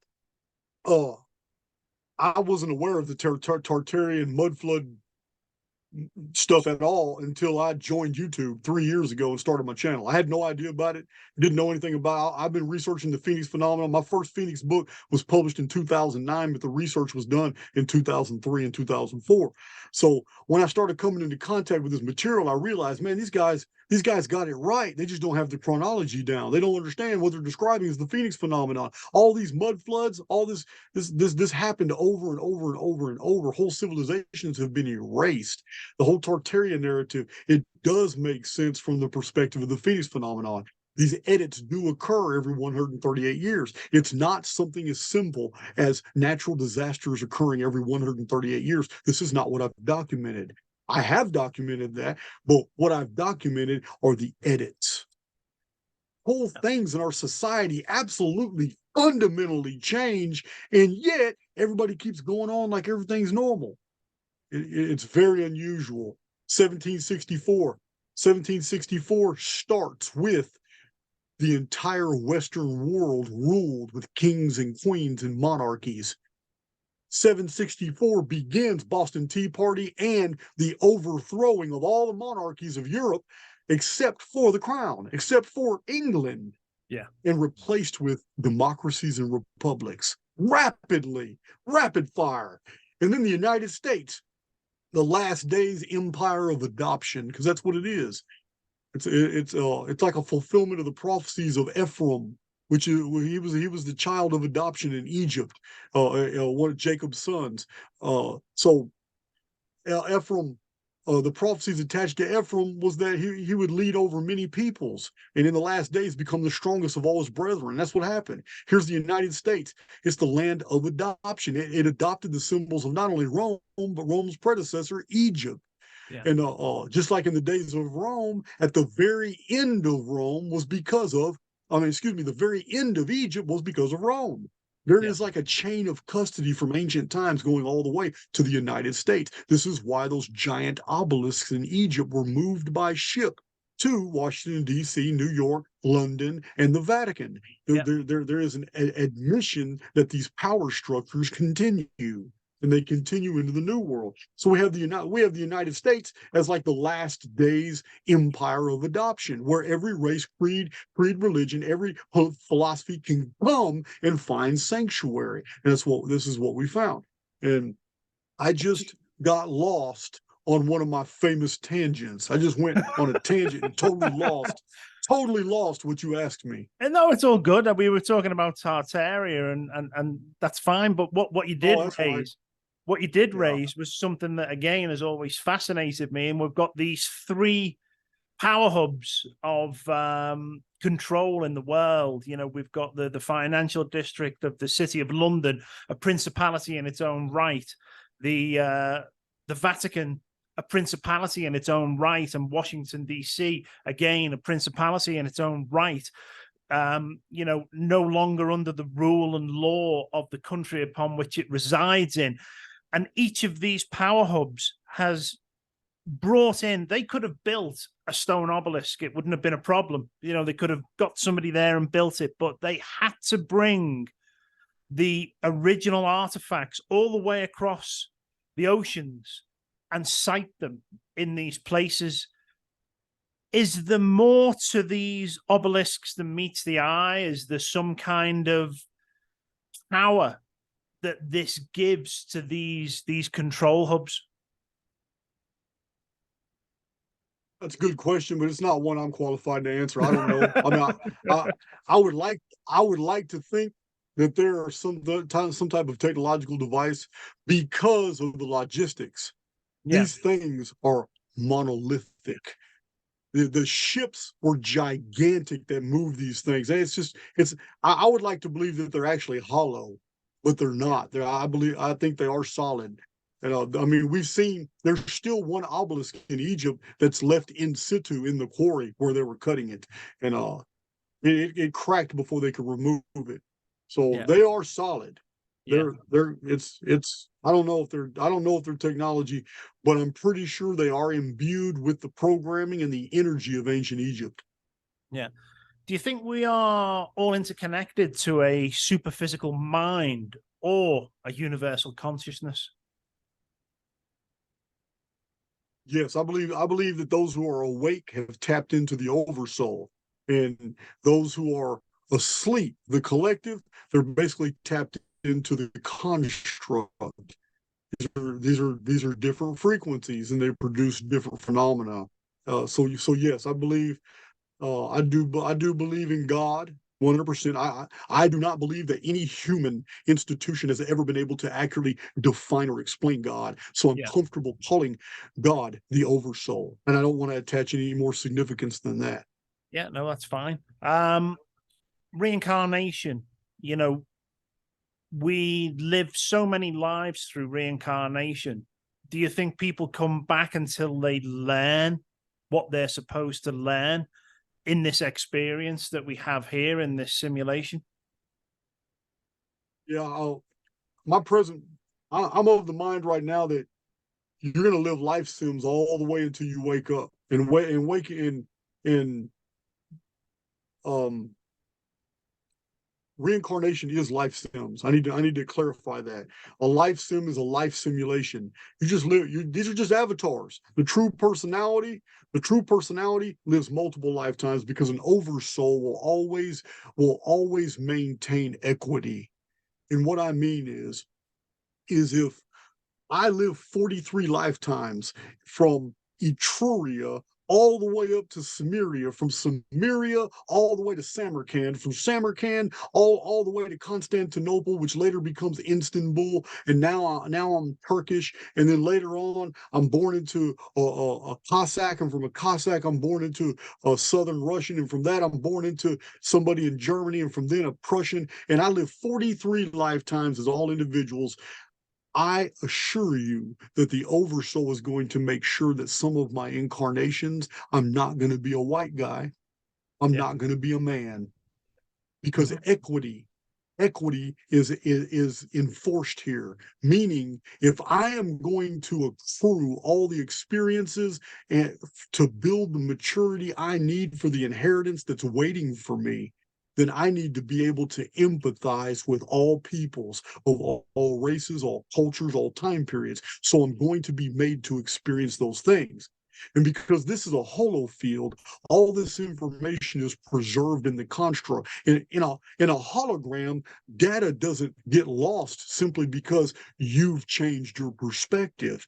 You can change your coordinates in a kaleidoscopic hologram, and you're going to see a whole new field of data. You're going to see all new stuff. You can do one slight change and you'll see all new stuff.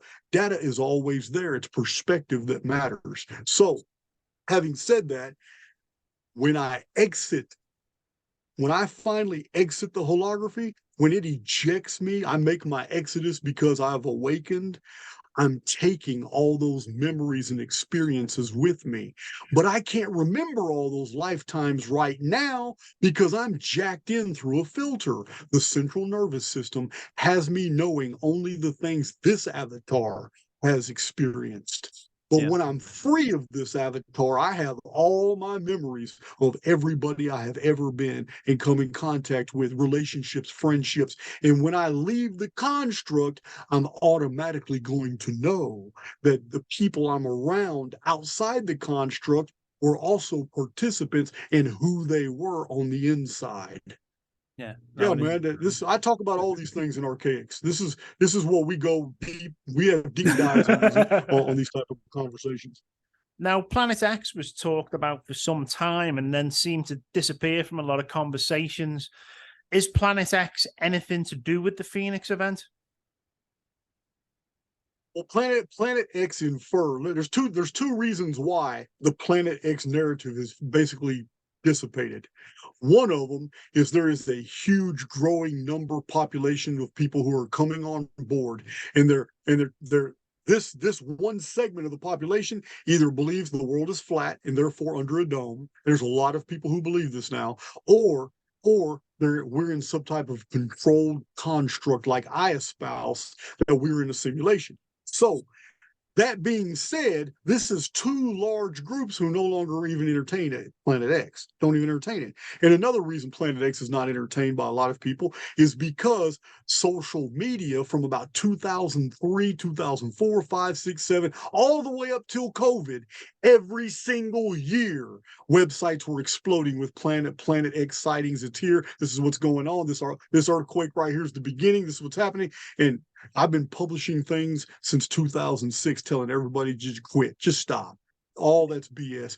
Even before 2012, I had a book published called Anunnaki Homeworld, where I perfectly explained the mathematics of the Mayan long count. And I showed everybody in charts that 2012 is not the end of the Mayan long count. Don't worry, the world's not going to end. Over 200 books at the time was saying that it was, and therefore I was totally ignored. And what pisses me off is many of those same authors are still publishing books today on other things and haven't gone out and said, hey, man, I'm sorry. Hey, I'm sorry I misled y'all. I'm sorry I made $275,000 off that lie. You know what I mean? So that's Planet X has died because it's the boy who cried wolf year after year after year after year after year. People are tired of it. Okay, you know what? Screw Planet X. It came so many times we just missed it. Let's talk about the pyramids. The pyramids are so precise in build and coding. What do you think was removed from them during the periods of excavation? And is this now in the hands of the elite controllers that have power over us? Well, first of all, the Great Pyramid of Egypt is the only true pyramid in the world. All the rest are replicas, copies, half attempts, and it's very easily shown. The Great Pyramid is the only one that has this really sophisticated boring hyperbolic curves, and especially tolerances that are too perfect. Meaning, what I mean is the tolerance on a bank building. If you were to look down the side of a bank building, you could take a laser pin flashlight and you would see where the marble comes out in certain areas. You understand? And yet still, that is almost perfect tolerance. That marble is so smooth, the human touch cannot perceive variance. The human eye can see it with a laser, though. However, whoever built the Great Pyramid used tolerances that were far perfect, and it doesn't make sense. There's no reason for that perfection. Humans can't detect the difference. Therefore, we're dealing with a machined quality. And this is what Sir Flinders Petrie ascertained in 1901, 1902, and 1903 when he was doing his measurements of the Great Pyramid. He had often put in his writings that things did not make sense to him, but that he recorded them anyway. So things were just too perfect. Angles were too perfect, and considering the sheer size. But yes, the Grand Gallery and the Antechamber are the greatest evidence that the Great Pyramid has an engineering function. It wasn't a tomb. It wasn't for pharaohs. And the Egyptian hieroglyphs that were found in 1837 by Colonel Howard Weiss are known forgeries. Although the history books still say that Colonel Howard Weiss found the cartouche of Khufu in the relieving chambers, Davison's chamber above the king's chamber, those who are really pyramid researchers know it's all a lie, because at that time he had run out of funding, and he was specifically told that if he doesn't find something really quick, he's going to have to return to Britain and look like a disgrace because he made big claims about what he was about to go find in Egypt.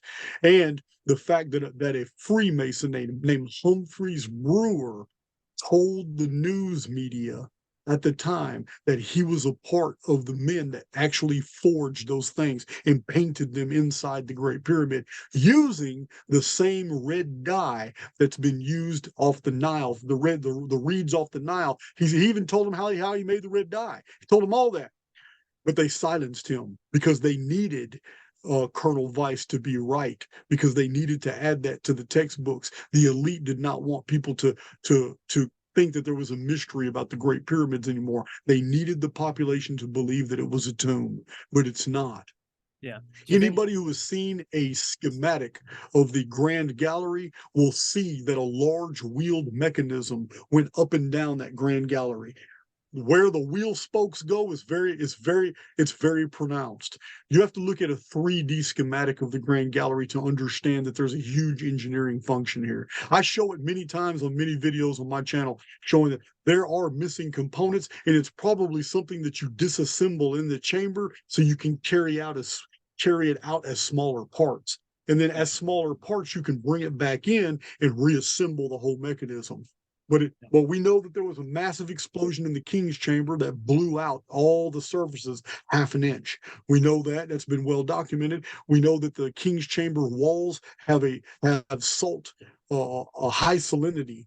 It used to draw water up from the pit underneath the basement rock of the pyramid. There's a well that goes down hundreds of feet. Yeah. So it used to draw water up from hidden aquifers and use that water probably for cooling. But yeah, the inside of the Great Pyramid, it was a machine. But there's no way in the last 4,000 years anybody could have made it operate again, because, as I show on my channel, we're dealing with vapor canopy technology. It has to be a certain air pressure outside. It has to be a certain oxygen content for what the Great Pyramid performed and did. When the vapor canopy returns, the pyramid can be reactivated, assuming we can reassemble the lost engineering parts, which are probably metallic. But yeah, I do a lot of discussions. I probably have 150 Great Pyramid charts showing all the anomalies and all that stuff about the Great Pyramid. It is absolutely mysterious, and about 99.9% of the material put out about the Great Pyramid is deliberately falsified. Yeah.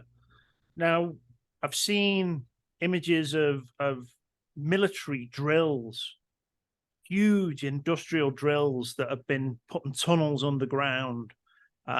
We already are well aware with places like the Ozarks and under the likes of Denver Airport that there's an interconnected tunnel system that has been built by the elites of the world. Now, are these tunnels for them to survive? Are they already operating down there?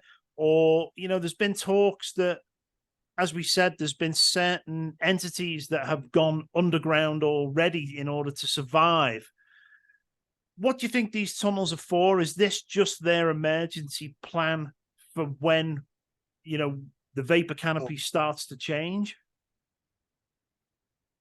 No, okay. Are you familiar with the Hermetic expression, as above, so below? Yes. Okay. Well, that expression, if you apply that to the alchemical charts, it's not talking about the sky. As above, so below is talking about the surface world and the underworld. There are cities, there are lakes, there are aquifers, canal works.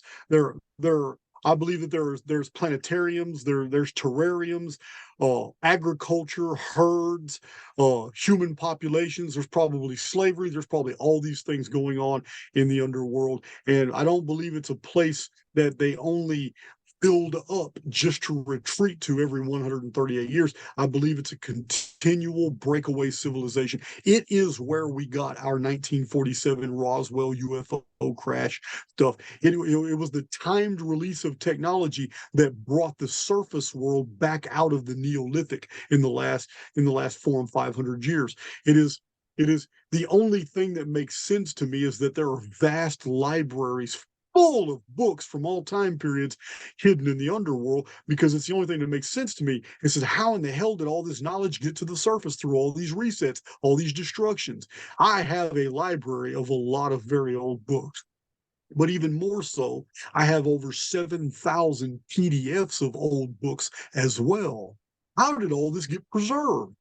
Yeah. Unless somebody's bringing these up from the surface world, because on the surface world, for certain periods of time, we have no record of these books at all. And yet many of my PDFs are facsimiles. They're copies of the original old pages of all these books. So it's not like somebody's reprinting these old books. No, the old books keep just resurfacing everywhere after these resets, like I explained in my videos on 1902. After 1902, all of a sudden we got a massive amount of literature, translations of texts and all kinds of stuff explodes onto the world scene. But Yes. so no, I believe there's a breakaway civilization. I believe they've been down there. They're still there even now. I believe that a lot of the elite, like actors and actresses who get caught for different crimes and shit, they're suicided, but in truth, they serve their purpose on the surface, so they go live out the rest of their life in luxury cities in the underworld. So, yeah, a lot of politicians, on the surface who whatever. It's just it gets so complicated, and it gets convoluted trying to explain all these. But the fact that we have a absolutely populated underworld is the reason why we have things going on like trucker convoys. We're real popular, to replace those commissaries. The migrant situation in the southern border of the United States. We're supposed to have 5 million migrants in there, but nobody can find them. We don't know where they're at. They're supposed to have crossed the border. We got people on the border telling us that it's military convoys coming and picking them up. Where could they be going? If they're not being released into the cities, where are they going? If the news is steady reporting that all these migrants are coming over the southern wall and the border, that's fine. And we know a bunch of women and children have been put up in hotels and motels and in different camps and stuff like that. But where are all the men? We were told the men were of military age and all that. Well, I believe they went to the underworld. I believe they're down there, and the trucker convoys were commissaries to keep them going. And I believe they've been promised citizenship. And I believe, just like the Middle Ages, we're never going to see them again. Because in the Middle Ages, when castles and keeps and fosses and moats were trapped with and built with secret tunnels and secret accesses and escape routes and all that, every single builder of those castles was killed with the architect, so the king could maintain his secrets. So I believe the same thing's going to be happening. The same thing's happening again. It's just under a different garb at a different lifetime. Sounds very similar to the architect, not the architects, but the explorers that went into the pyramids, and mysteriously the curse of the pyramids is why they died. And I think it was just a way to silence the information that these people had found and what they had found in the pyramids for the people that had paid for them to go in and excavate them. Yeah, no doubt. Yeah, you're talking about like 13 different people all died mysterious deaths after they broke into King Tutankhamun's tomb in the Valley of the Kings. Yeah. I remember that. What do you think about Antarctica? I mean, Antarctica has to play into this. It's been a shrouded mystery. It was used by the Germans during World War II. And most recently, there's been a lot of very famous people, from famous movie directors to famous politicians, that have been flying down to Antarctica. Now, if this is supposed to just be an ice mass, what would the interest be down there? I don't know, but we've got 500 and 600-year-old maps that show Antarctica absolutely free of ice and snow, with mountains and rivers and valleys. And one of those maps, I think it's the Orontes Phineas map, it even shows numerical designations for the altitude of those mountains. So this is a huge piece of evidence against Ice Age theory. But so I don't know. The snowpack keeps coming back. But then again, that's explainable in the Phoenix phenomenon as well. I have whole charts that show when the vapor canopy almost came back 2 times: 1687 BC at the Ogygian deluge, and at the beginning of the Anno Domini calendar in 522 AD. In fact, it was the reason why we have the calendar we have today. The Anno Domini calendar, AD calendar, was specifically created and admitted. I have a video that shows the text where the Roman Catholic Church admits that they created that calendar to hide the Buddhic calendar of 552-year periods, because they didn't want people predicting these events anymore, because a lot of terrible stuff happened. That's it. The Buddhic calendar of 552 years is the Phoenix calendar. 552 years is 138 times 4. Roman Catholic Church did not want anybody to be able to predict these events. And the events I'm talking about are all the ones that have been widely documented as known as the Justinian plagues, when the sun darkened, earthquakes, tidal waves, tsunamis, animals acting terrible, then a massive plague decimated the land.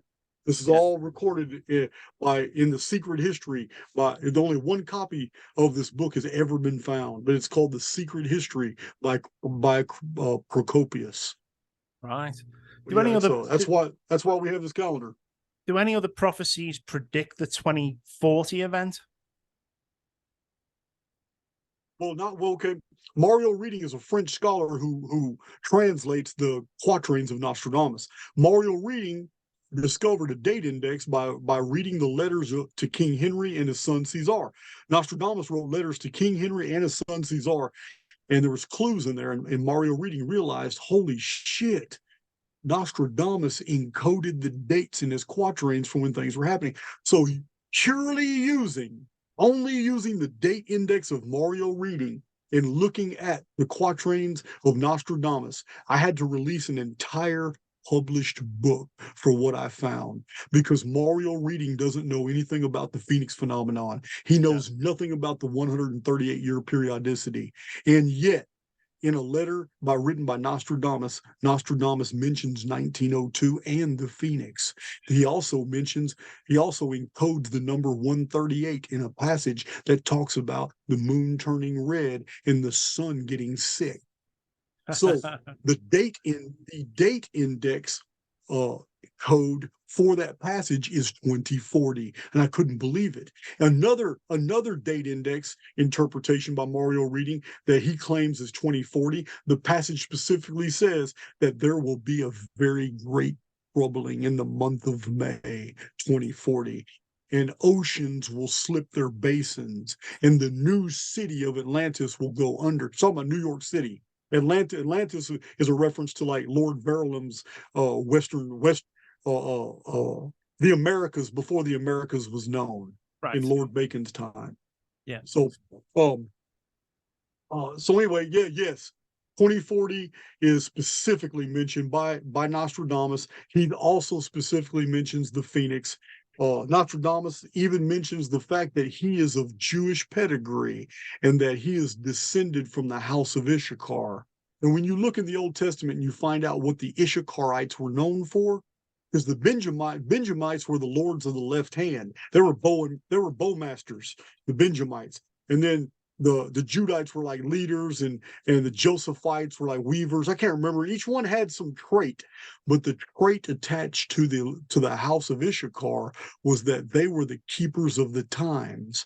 So that's what Nostradamus is saying. He was a prophet of the times, and he encoded these dates in his quatrains. They're fantastic. There's over 20 different Phoenix prophecies in the quatrains of Nostradamus dated at 2040. But what's really profound is that Mother Shipton's old poem, the Yorkshire Prophecy, also mentions 2040, but it does it in a really roundabout way.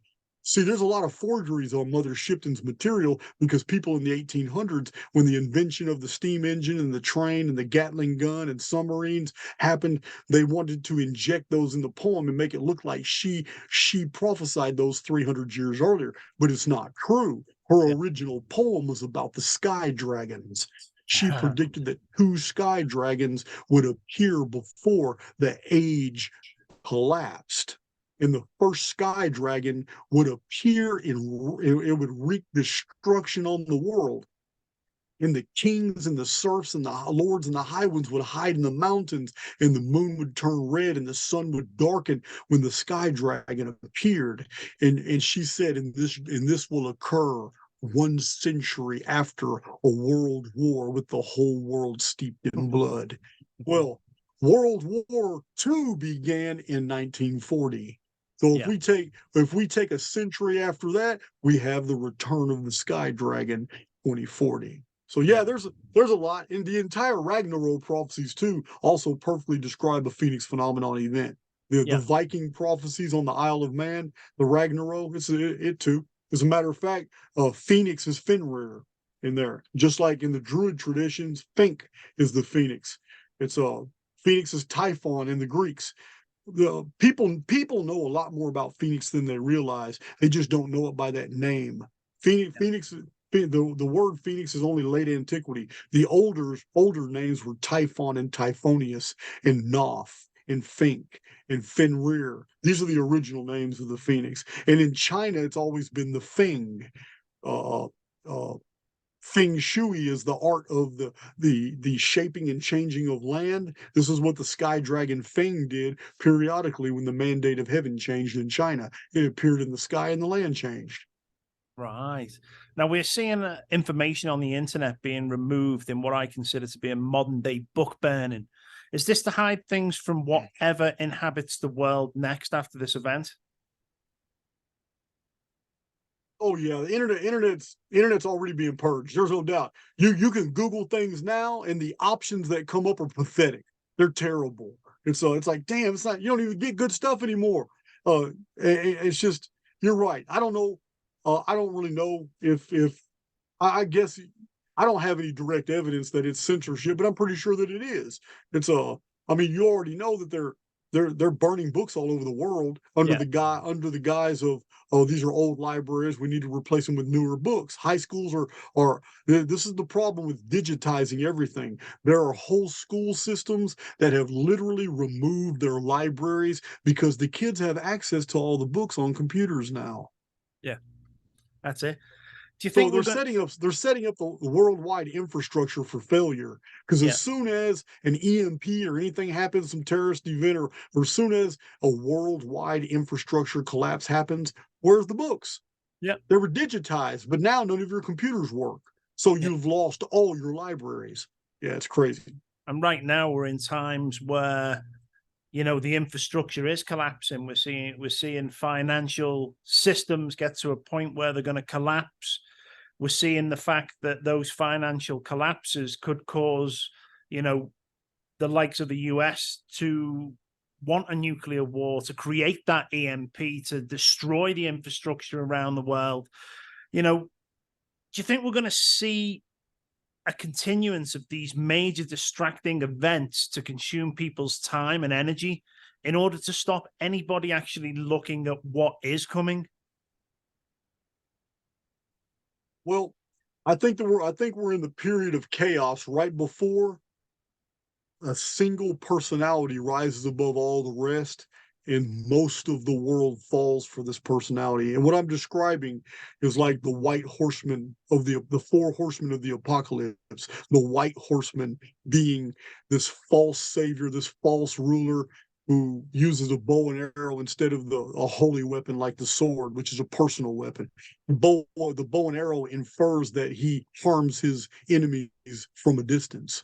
So this I believe we're in the period of time of chaos right before somebody's going to appear in the world scene and bring order out of all of this, make sense out of all this, smooth everything out, be in basically imbue peace everywhere to where the majority of the collective fall for him and believe he is who he says he is, even though he is not. Yeah. That's where I believe we're at right now. We're in that period of chaos right before this international leader comes onto the scene and basically quells all this madness and turns it into something that makes sense and brings relief to the world's population, and then claims to be somebody who he definitely is not. Yeah. And are people going to see this as a prophecy of the second coming of Christ, do you think? I believe so. Yeah. 100%. I believe the Christian Reich is already positioned right now politically to receive him. 100%. Yeah. 100%. I talk about this on my channel a lot, but I don't go into a lot of detail because people really don't want to hear it.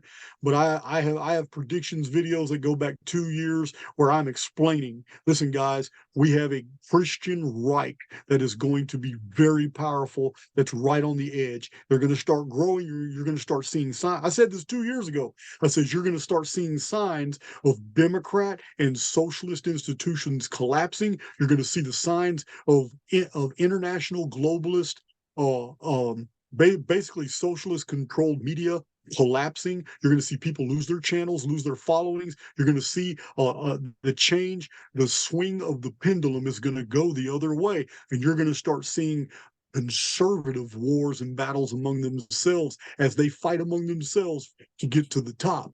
And we've already seen this between the whole split between, like in America, between DeSantis and Trump. Yeah.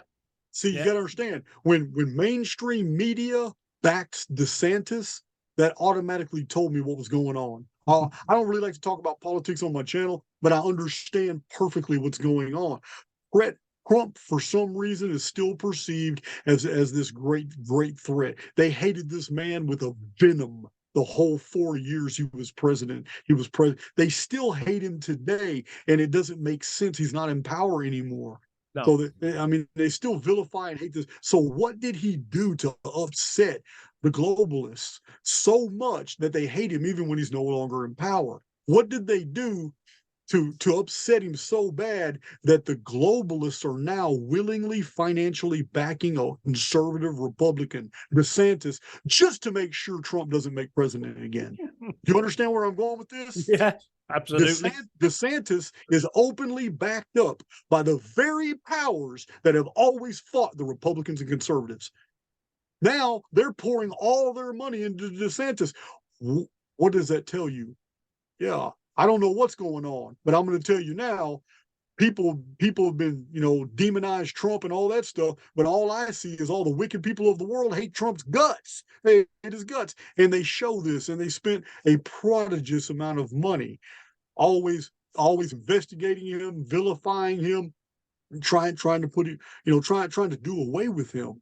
Hell, they even did the whole election deal. So I can't interpret this any other way than DeSantis represents an arm of the deep state that is far more acceptable to the globalist than Trump. Yeah. Even though he too is conservative and Republican. That's it. It's an insane time. It really is. I mean, we've got Robert F. Kennedy who's thrown his hat in the ring for, the possibilities. But, even him, I remember things that he was saying many years ago. He was all for, the actual, the carbon taxes and anybody that's going against the system, trying to bring it out. I mean, this great reset as well, this great reset that we talk about with the World Economic Forum and Klaus Schwab. Well, there's no doubt. Even Trump used to be a Democrat. Yeah. Everything is backwards. Everything is backwards from what you think. And they're all puppets playing roles. Absolutely. You know what I mean? That's all I believe. I believe they're all puppets playing roles, and all these events are actually controlled in the underworld. The surface world is the effect, the cause is below us. It's like going to watch a live show, and this whole show is unfolding that just, captures the minds of people around the world and distracts them from the true knowledge and the true understanding that people should really have. And it's almost like it's almost like a soul trap mechanism. Yeah, I get it. Yeah, I do get it. So I know we can't discuss everything here today because there is so much information that you hold and there's so much that we can talk about. But can we please direct people to where they will find out more information at your website? Oh, you know what? My website takes everybody everywhere they need to go. It's archaix.com. It's Archaix with an X. It's actually an acronym. It's Advanced Research of Chronological History of Artificial Intelligence X. Artificial Intelligence X. It's called X because it's an unknown factor, but it is the control. It is the construct. This construct acts with sentience. It works against us. So that's why I have the name Archaix. It's an acronym. But archaix.com or my YouTube channel, Archaix, that's the only two places you need to go. Yeah, and what I'll do, I'll put the links to the website and the YouTube channel in the show notes beneath. Now, I hope you enjoyed our talk, and I hope we can sit down and discuss. Yeah, I hope we can sit down and discuss more information on this upcoming and life-changing, destructive event again in the future. It's been an absolute pleasure. I've sat here in absolute awe of what I've been listening to, and I've got a feeling that I'm going to have to go back and watch my own podcast again to digest everything that we've talked about today, as well as some of the key points that are going to take me off on a tangent in further research. I can just say thank you very much, Jason. This has been absolutely incredible. Yeah, man. That's all. I'm glad you reached out to me, and we can do it again sometime. Yeah, absolutely. And I'll say hello to Max Egan. I'll send a copy of this interview over to Max, and we'll see if we can get him to pop up and see you up in Texas. Yeah, man. We got a bed for him, and we got him a free ticket to the meetup and a steak. Well, I don't see how we can pass that up. That's fantastic, Jason. And again, thanks very much. People, please share this, get it out there. This information is key to the survival of humanity. And certainly if once you start delving into this information and you realize that you cannot ignore what is being put out there, and certainly what is coming in 2040, this is something we need to prepare for, not only physically, but mentally and spiritually. And the information, the research, and everything is there to see on Jason's website. So again, thanks very much, and we'll talk again soon. Awesome.